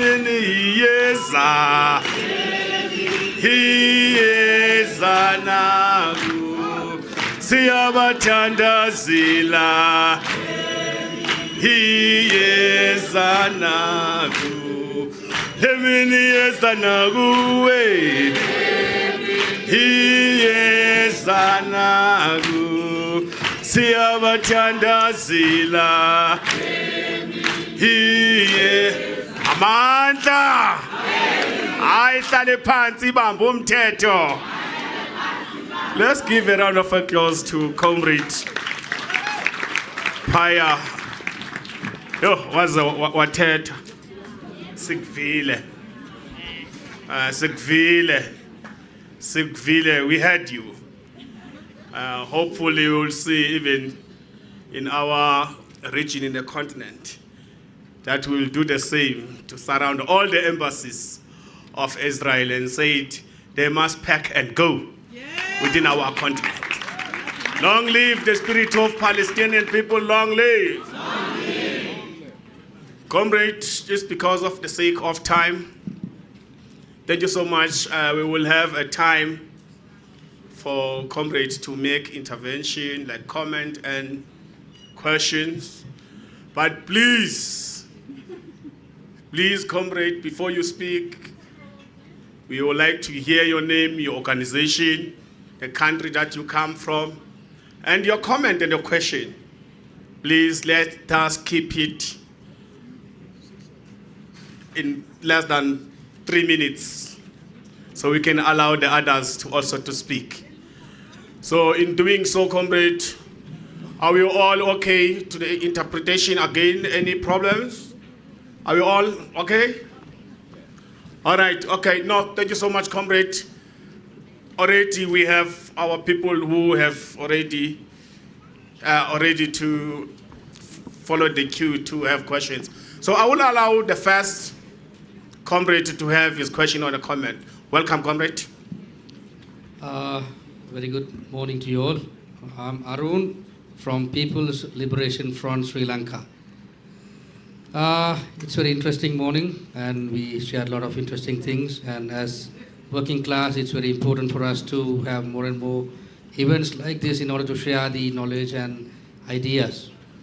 So let me start like this. The bourgeoisie is very famous to tell what is democracy to the others. They are good in teaching, but wherein, when they have some threat for themselves, they go up to the extent of to practice completely opposite to what they were teaching. So let me come up with a couple of examples that took place in my country. Starting from the plantation working people who were brought from India as cheap laborers. In 1947, before the country, just 1 year before the country got independence from the British, there were a handful of members representing the parliament from the working class. But after some years, their citizenship was repealed, and around 1 million plantation working sector people were sent back to India. So they will go up to that extent. And also I would like to come up with certain examples when they went up to the extent to postpone or cancel the elections indefinitely. They bring up so many reforms, they bring up so many changes just in the sake of the name bourgeois democracy, but wherein that has never brought up any progress in people's lives. At one example, when Sri Lanka elected its executive prime minister in 1977, he wanted to have some more extra time. So what he did was, with the two-third majority that he had in the parliament, he brought a reform, and they brought in this executive presidency. With that, what they did was, they had this election, and what happened was, for the second period, what they did was, they had another election, and they had a referendum whether to extend the parliament or not. Because the reason is, in 1982, when my party's leader contested for the presidency, he became the third and alternative force in the country, and they were scared because in that particular moment, if we were not winning the presidential election, still we had the opportunity to enter the parliament in democratic way. So what they wanted was, in order to prevent that happening, they went for a referendum whether to extend the parliament's term by another 5 years or 6 years, rather than going for an election or not. So the people voted for the referendum. They gave so many hopes, but what happened was, they deprived the political rights of parties like us, which ended up in a very big bloodshed, because at a point, like what we discussed earlier, it's like bees. When people are left with no other options, they tend to protest, strike in whatever the way that they want. So, the bourgeois democracy has failed.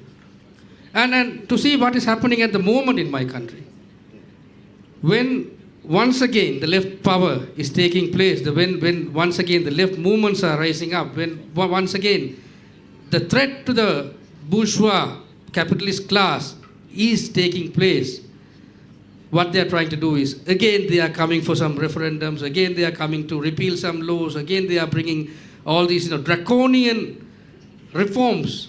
And what they are trying to do is, they are trying to stay in power as much as they want. Further, I represent the minority community in my country, and my party has given that equal rights, equal opportunity, just like other communities.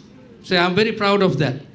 But what I would like to say is, the bourgeoisie governments that were ruling this country throughout were cheating the people, and with the support of the bourgeoisie minority leaders, that we have to emphasize here. Without the support of bourgeoisie minority leaders, the bourgeoisie majority leaders cannot do this. But what has happened? They did all these things, and finally the country ended up in a 3 decades civil war, and still the country is unable to bounce back. So, dear comrades, we are left with only one option, the option is towards the left power, towards the revolutionary power, towards the progressive power, and the power which accepts the equality, justice, differences, diversity, and only that can bring peace, prosperity for countries like us and also to the entire world. Thank you very much. Thank you so much. The next comrade, please. Let's keep the time, comrade. Thank you. السلام عليكم. وفاء عشري من مصر. Hello, everyone. Wafa Ashri from Egypt, from the political party Al-Wafa Al-Hurriya.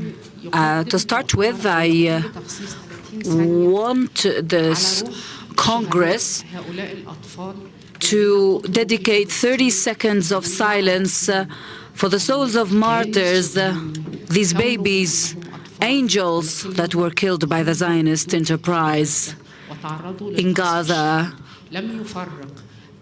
The Zionist occupation did not make any difference, did not distinguish between those who carry weapons and between these little angels. I would like you to stay in silence for 30 seconds, please. Viva Palestina.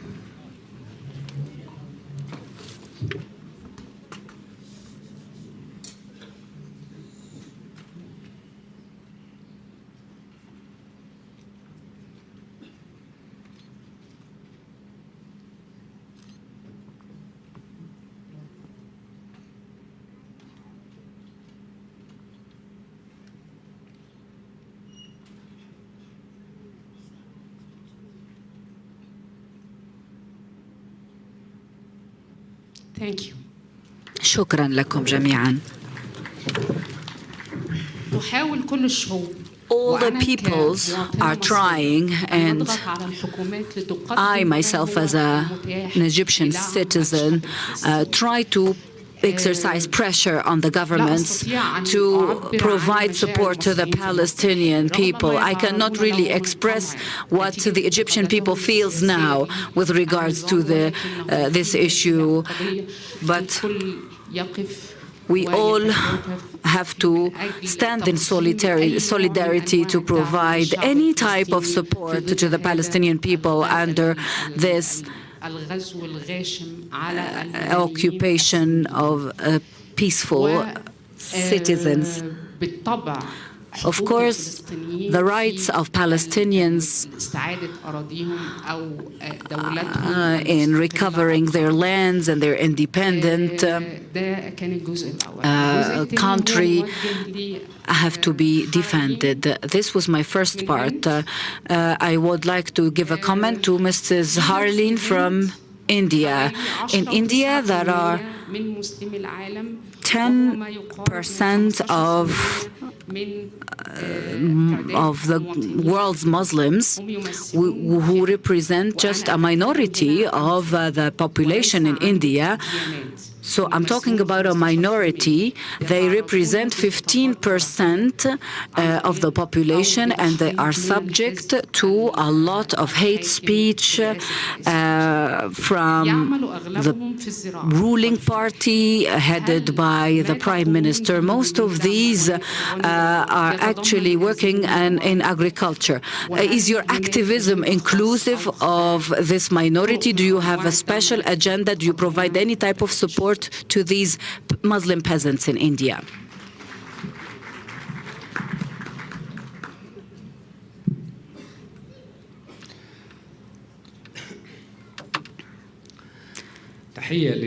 Comrades, greetings to you all. Greetings to all the panelists, comrades. My name is Ali Jalouli. I'm from the Labour Party, Tunisia. I have a number of comments. The first is, as communists and as revolutionaries, we discuss popular democracy to emphasize a pivotal idea, which is the limits of bourgeois democracy, because bourgeois democracy, despite its historical significance and its acquisitions, it is now reaching its limitations in this age of monopoly, and because it is based on the democracy of capital and the democracy of power, it wants to give the illusion that workers have rights. But the essence of this democracy is actually, even in capitalist traditional center countries, has limitations, which requires us to overcome bourgeois democracy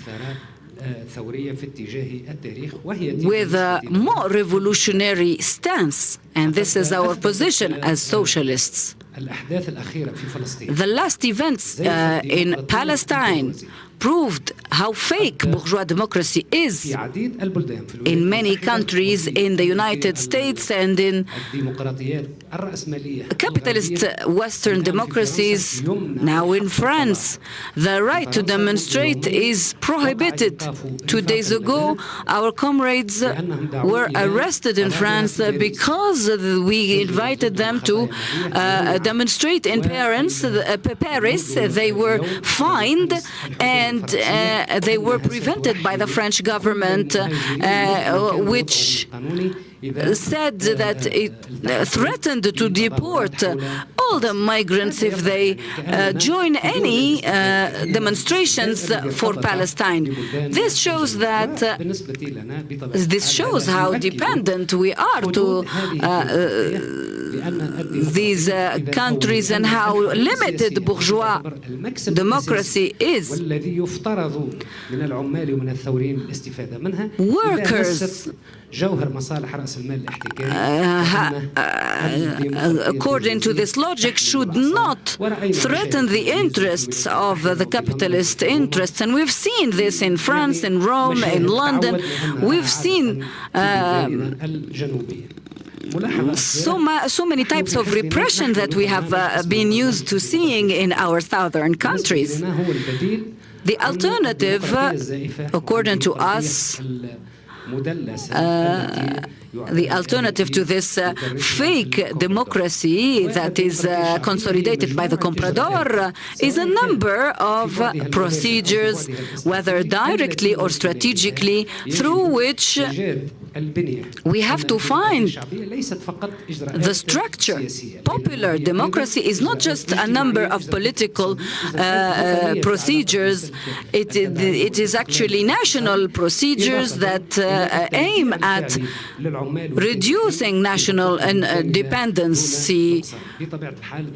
Of course, popular democracy is a step towards socialism, because socialism is the social historical framework, the only framework that class struggles are resolved and in which real democracy can take place. And we are very critical of the socialist experience with regards to political freedoms. Thank you. My name is Hazem from the Iraqi Communist Party. This is a very important topic because neoliberalism wants to control us in all areas, to repress the conditions that we live in. I talk on behalf of the Middle East and the Maghreb region. These are regions that have so many resources and richness. We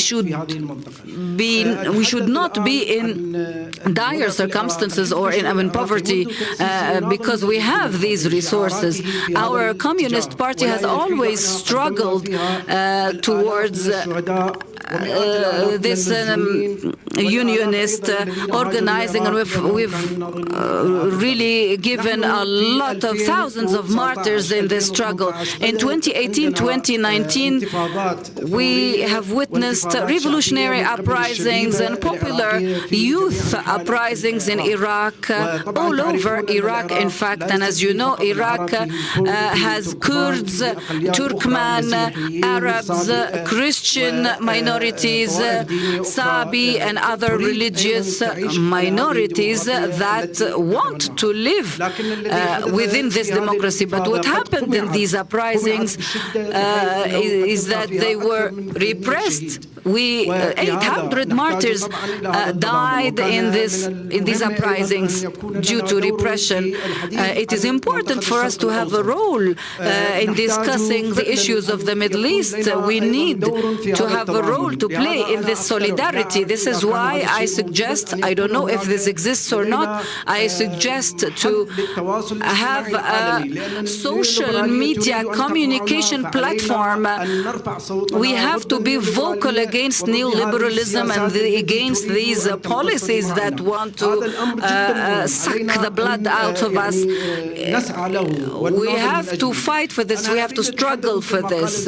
As my comrade earlier said, I live in Germany. As soon as these events started in Palestine and in Gaza, no mass media outlets in Germany talked about the Palestinian struggle and why the Palestinians resist. They portray them as terrorists, and the German media did not even give a single news about why this is happening. You know that in Germany they have this very important complex in their mindset against this Jewish cause. We don't have anything against the Jews, but there was a pupil in Berlin school who held the flag of Palestine, so he was hit by the teacher, and the mass media magnified this issue, and of course it was portrayed as a freedom of expression issue, which is really not. We want daily communication, continuous communication to exchange and share experiences with each other, and thank you very much. Red salute, comrades. My name is Mwaivu Wakaluka from the Communist Party of Kenya, and I have a question to one of the panelists, Comrade Jamal from the Workers' Democratic Way. And this question is in the spirit of socialist internationalism. I wanted to know what is the position of their organization on the Moroccan expansionist agenda and the Moroccan occupation of Western Sahara. I wanted to know what is the attitude of the organization towards the self-determination of the people of Sahrawi, because this is an important question, and it carries almost a similar character to the Palestinian question. Thank you, comrades.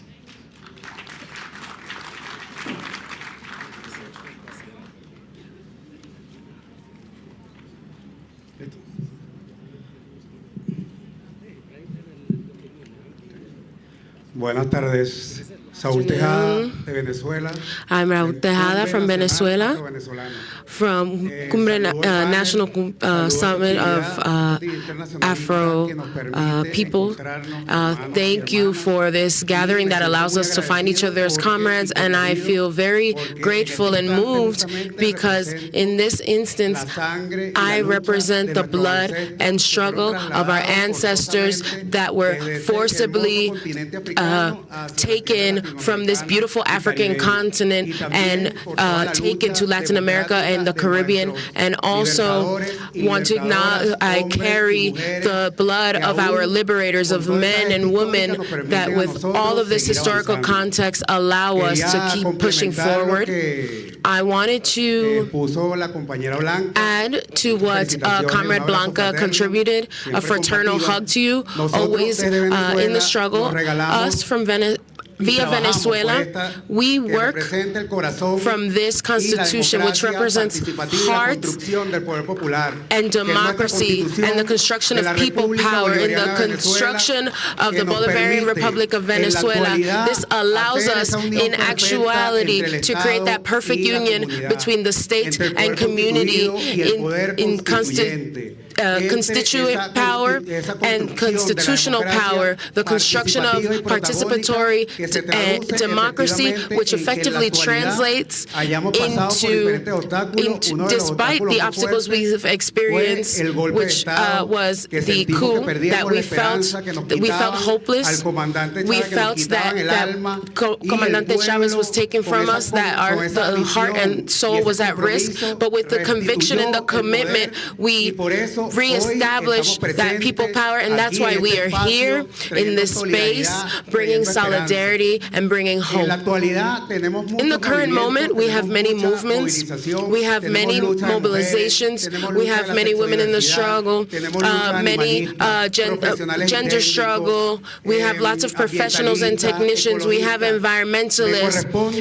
And it is important for me to translate into this space the work that we have been developing from our movement, from the Afro-Venezuelan National Summit, which was born here in Durban in 2001, that outlined the work of the new narratives to elevate the collective morale of all Black people. And we also outlined two concepts, being Afro-descendant, which embraces the sociological and anthropological theory that all of us are born out of the African continent, and Blackness, the concept of Blackness, that allows us to dignify and recognize the color of our skin. And that is why we are working towards recognition, not to establish a diatribe or as a confrontational force, but it is to obtain respect as human beings,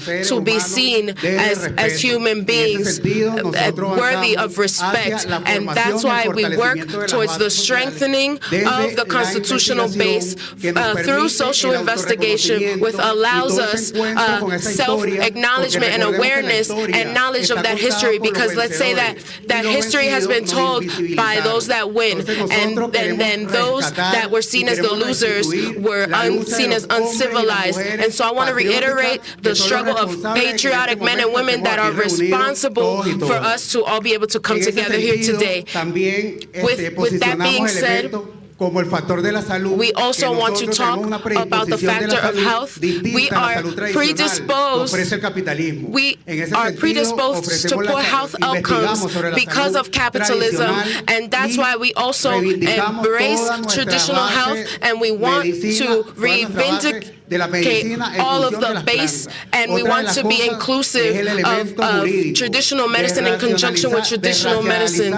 Then we also have the question of racialized justice. We understand that our current state of justice in the prison industrial complex, the crime that they are incarcerated for and judged for is the crime of the color of their skin. And we are trying to create judicial parameters to address that fact. And internationally, we are in these spaces with the possibility of being able to, in the possibility of finding each other and contending with the complicated dynamics, and even, creating a broader context of what happens to our brothers and sisters that we may not have been aware of prior, to create a pathway to solidarity, to embrace each other and continue to build a pathway towards socialism. Thank you.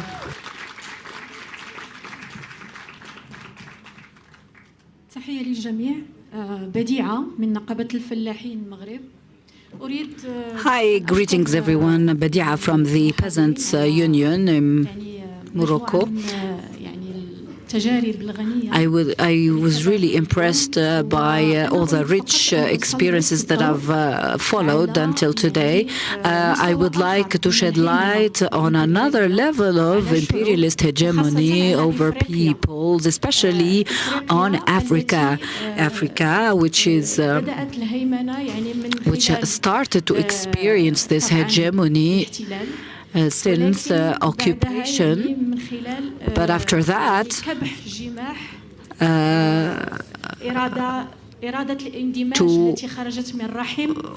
of course, stop the liberation movement starting from the 60s onward. After the Lagos plan in 1980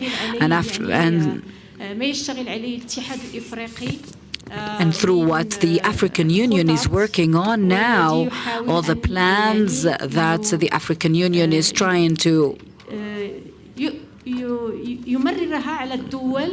impose on African countries, especially lately. There were a lot of meetings, and everybody knows the agenda of 2063 and what it encompasses of imperialist plans aiming at industrializing the continent. The aim المشكل هو الترجمة une croissance verte يعني of course, what I would like to highlight here is green economy, green development. This is the plan that imperialism is working on in the region and all over the world. I would like to shed light on agriculture, and this is a problem that has lasted for centuries. During the crisis of 2008, international organizations started to work on agriculture again and aimed at defeating poverty, illiteracy, through saving agriculture and considering agriculture as the savior sector. Since the crisis of 2008 and the PDDA, this program actually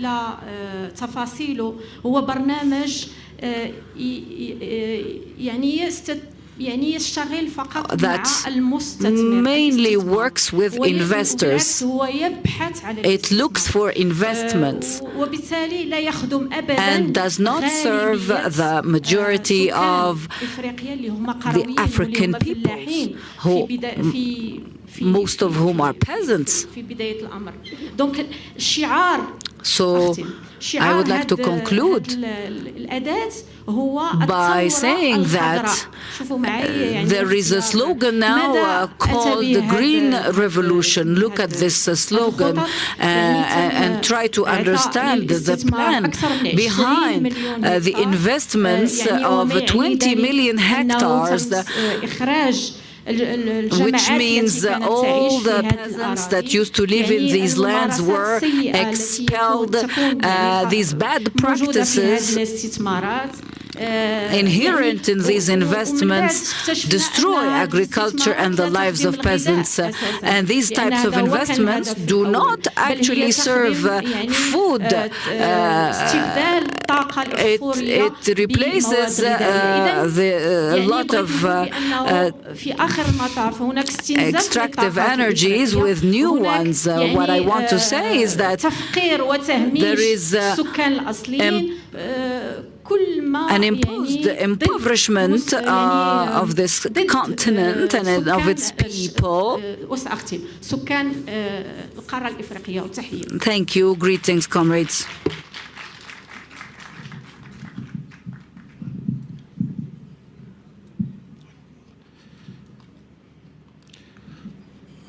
Bonjour camarades. Je voudrais très rapidement saluer l'intervention de tous les panélistes et revenir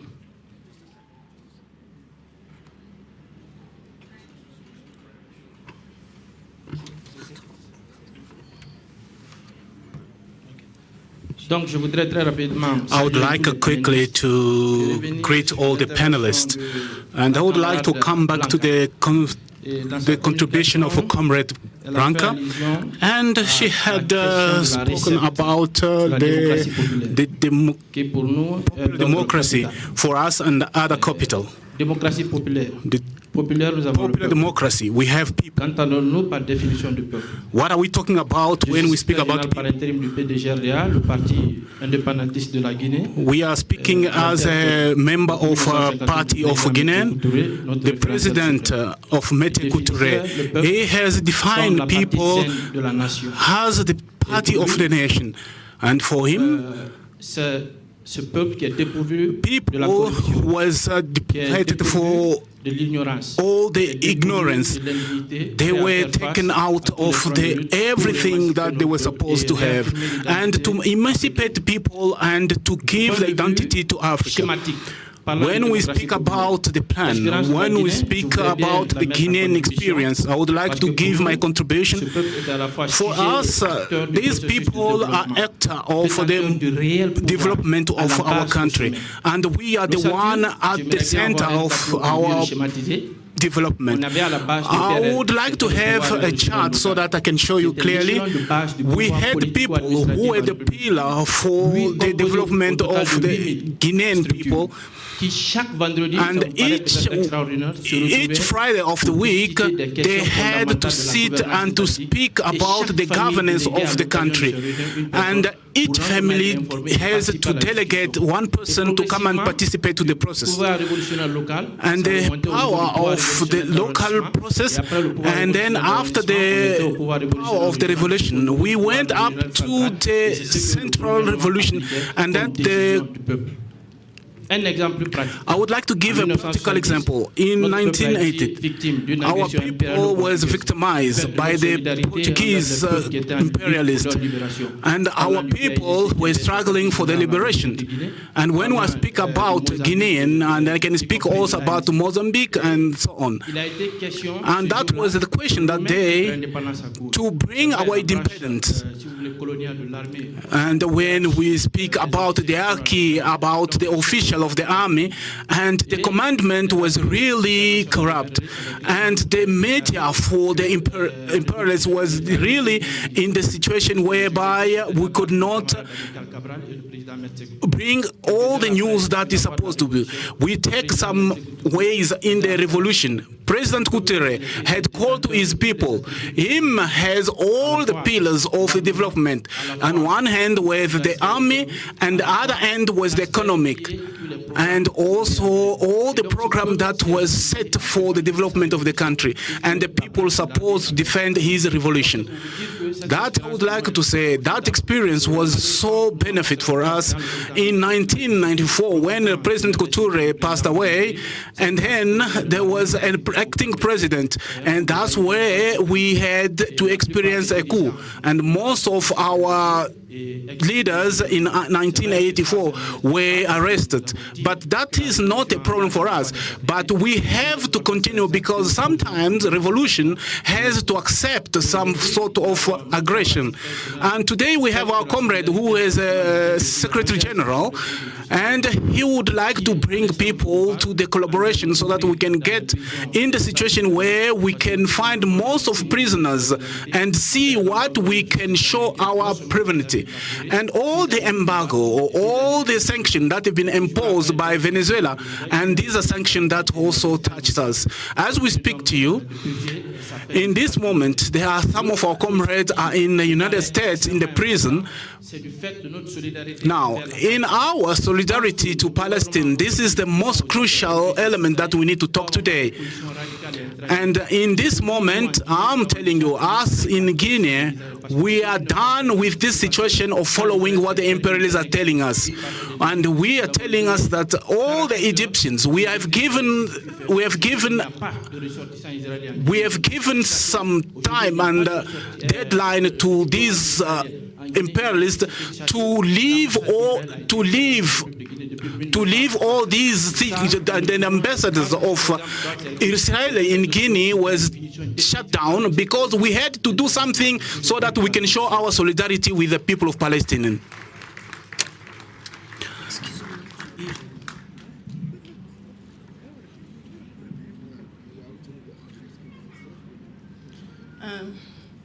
Sanibonani, igama lami uMelita Ngcobo from abahlali baseMjondolo, South Africa.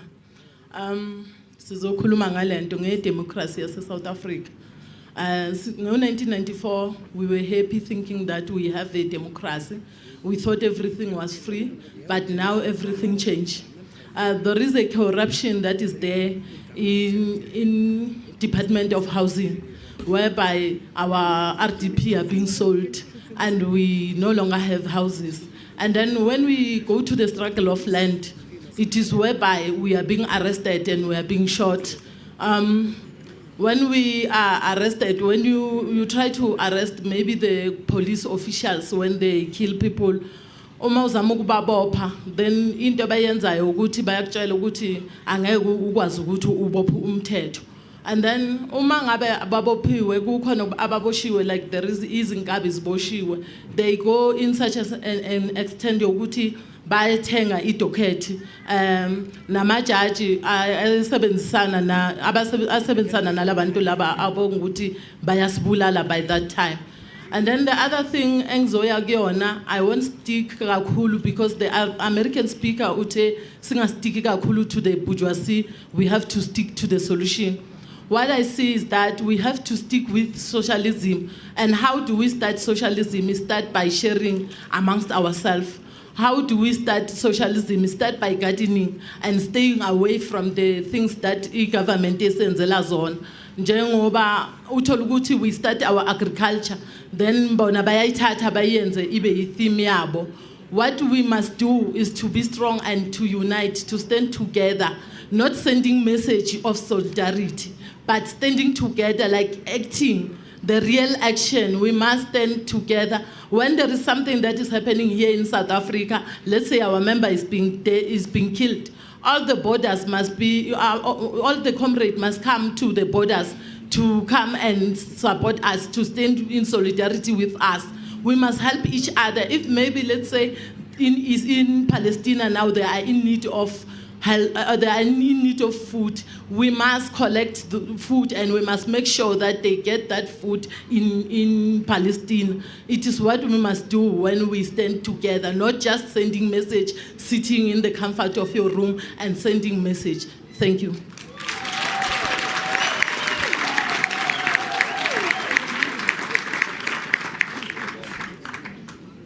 Good morning, comrades. I need 2 hours to say what I want to say, but I'm only given 2 minutes. So if I'm not clear, if I sound mad, excuse me, forgive me. We have enough literature on the issue of democracy, starting with Karl Marx and Friedrich Engels, in the origins of the family, private property, and the state. And also, Lenin did a lot of good work on this issue of democracy in the state and the revolution. We are taught dialectically that in any class society, you can never have absolute freedom. You can never have absolute democracy. Only in a classless society can you have absolute freedom and absolute democracy. In every class society, there exists a dictatorship and a democracy at the same time. Every class society is both a dictatorship and a democracy at the same time. The slave-owning society was a democracy and a dictatorship at the same time. It was a democracy insofar as the slave owners were concerned, but it was a dictatorship insofar as the slaves were concerned. The feudal society was both a democracy and a dictatorship at the same time. It was a democracy for the feudal lords.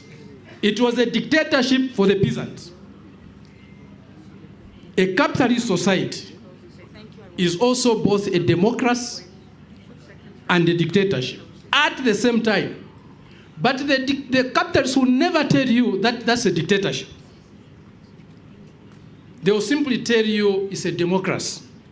But we know dialectically that wherever there is democracy, the other side of the coin, dictatorship, will always be present. Even in a socialist society is both a democracy and a dictatorship at the same time. And socialist communists are honest people. They tell you this is the dictatorship of the proletariat. They tell you that. They don't hide. Because dialectically it's true, it's correct. A socialist society is a class society. It's not a classless society. It is a class society with all the contradictions of a class society. So in a socialist society exists both democracy and dictatorship at the same time. It's only the primitive communal society and the advanced communist society, which are classless society, which will have absolute democracy or had absolute democracy. So we shouldn't cheat ourselves by believing that we can actually have absolute democracy in a world dominated by capitalism. It's not possible. It means we are in a permanent struggle to advance and to defend democratic gains. We have no choice. And Fidel put it very well when he said, without national sovereignty, without national independence, you cannot talk about democracy. It's impossible. You have to have your independence, you have to have your sovereignty to harbor the notion of democracy. I said I needed 2 hours, I've been even given 2 minutes. So if I sound abstract, forgive me. Wow. Lord, thank you so much, comrade. Let's give a round of applause to all our comrades who gave the inputs.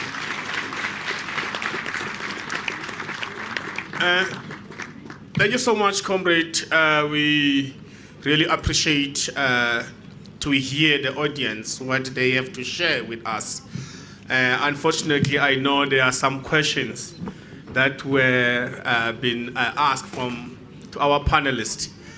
Just because of time, comrade, I will encourage comrades that if we can be able, even to our lunchtime, let's interact from each other so we can be able to clarify some of the things. I know how hard it is. I'm really apologizing. We are already far away from time that we're supposed to close on it. And we wanted to hear more from the people in the ground. By doing so, comrade, thank you so much again to our speakers for bringing good presentation in their experiences that they've prepared for us. And again, our comrade will be giving them their appreciation of that has been prepared.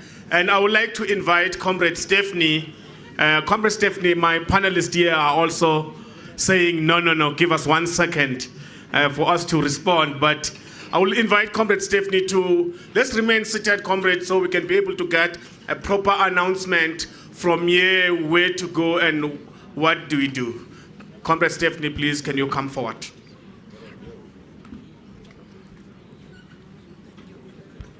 Thank you, everybody. I want to really apologize, but we're trying to manage the tension between keeping time and giving interpreters their break, having people heard, and respecting the speeches that the panelists gave. So we do have to end right now. I have a few quick announcements. The first thing is that we are going to have a shirt distribution. NUMSA has very kindly gifted all our participants and delegates T-shirts. And so you will find them if you go out here. You have to get in the line that has the size of your shirt. That is the first announcement. Second announcement is that we will have a book launch today. We are going to be launching 2 books.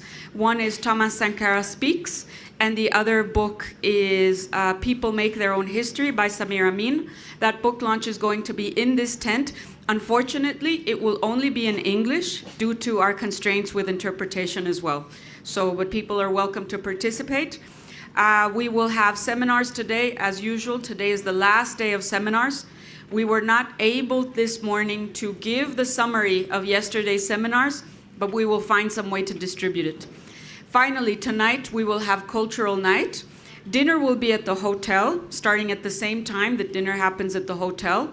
And then we will have some transportation for some people to come back to cultural night, which will be here at 8 o'clock. Our comrade Lingua Franca, who performed this morning, will be performing starting at 8. And there will be a bar that people will be able to purchase drinks from. Thank you very much. The book launch is at 6:30.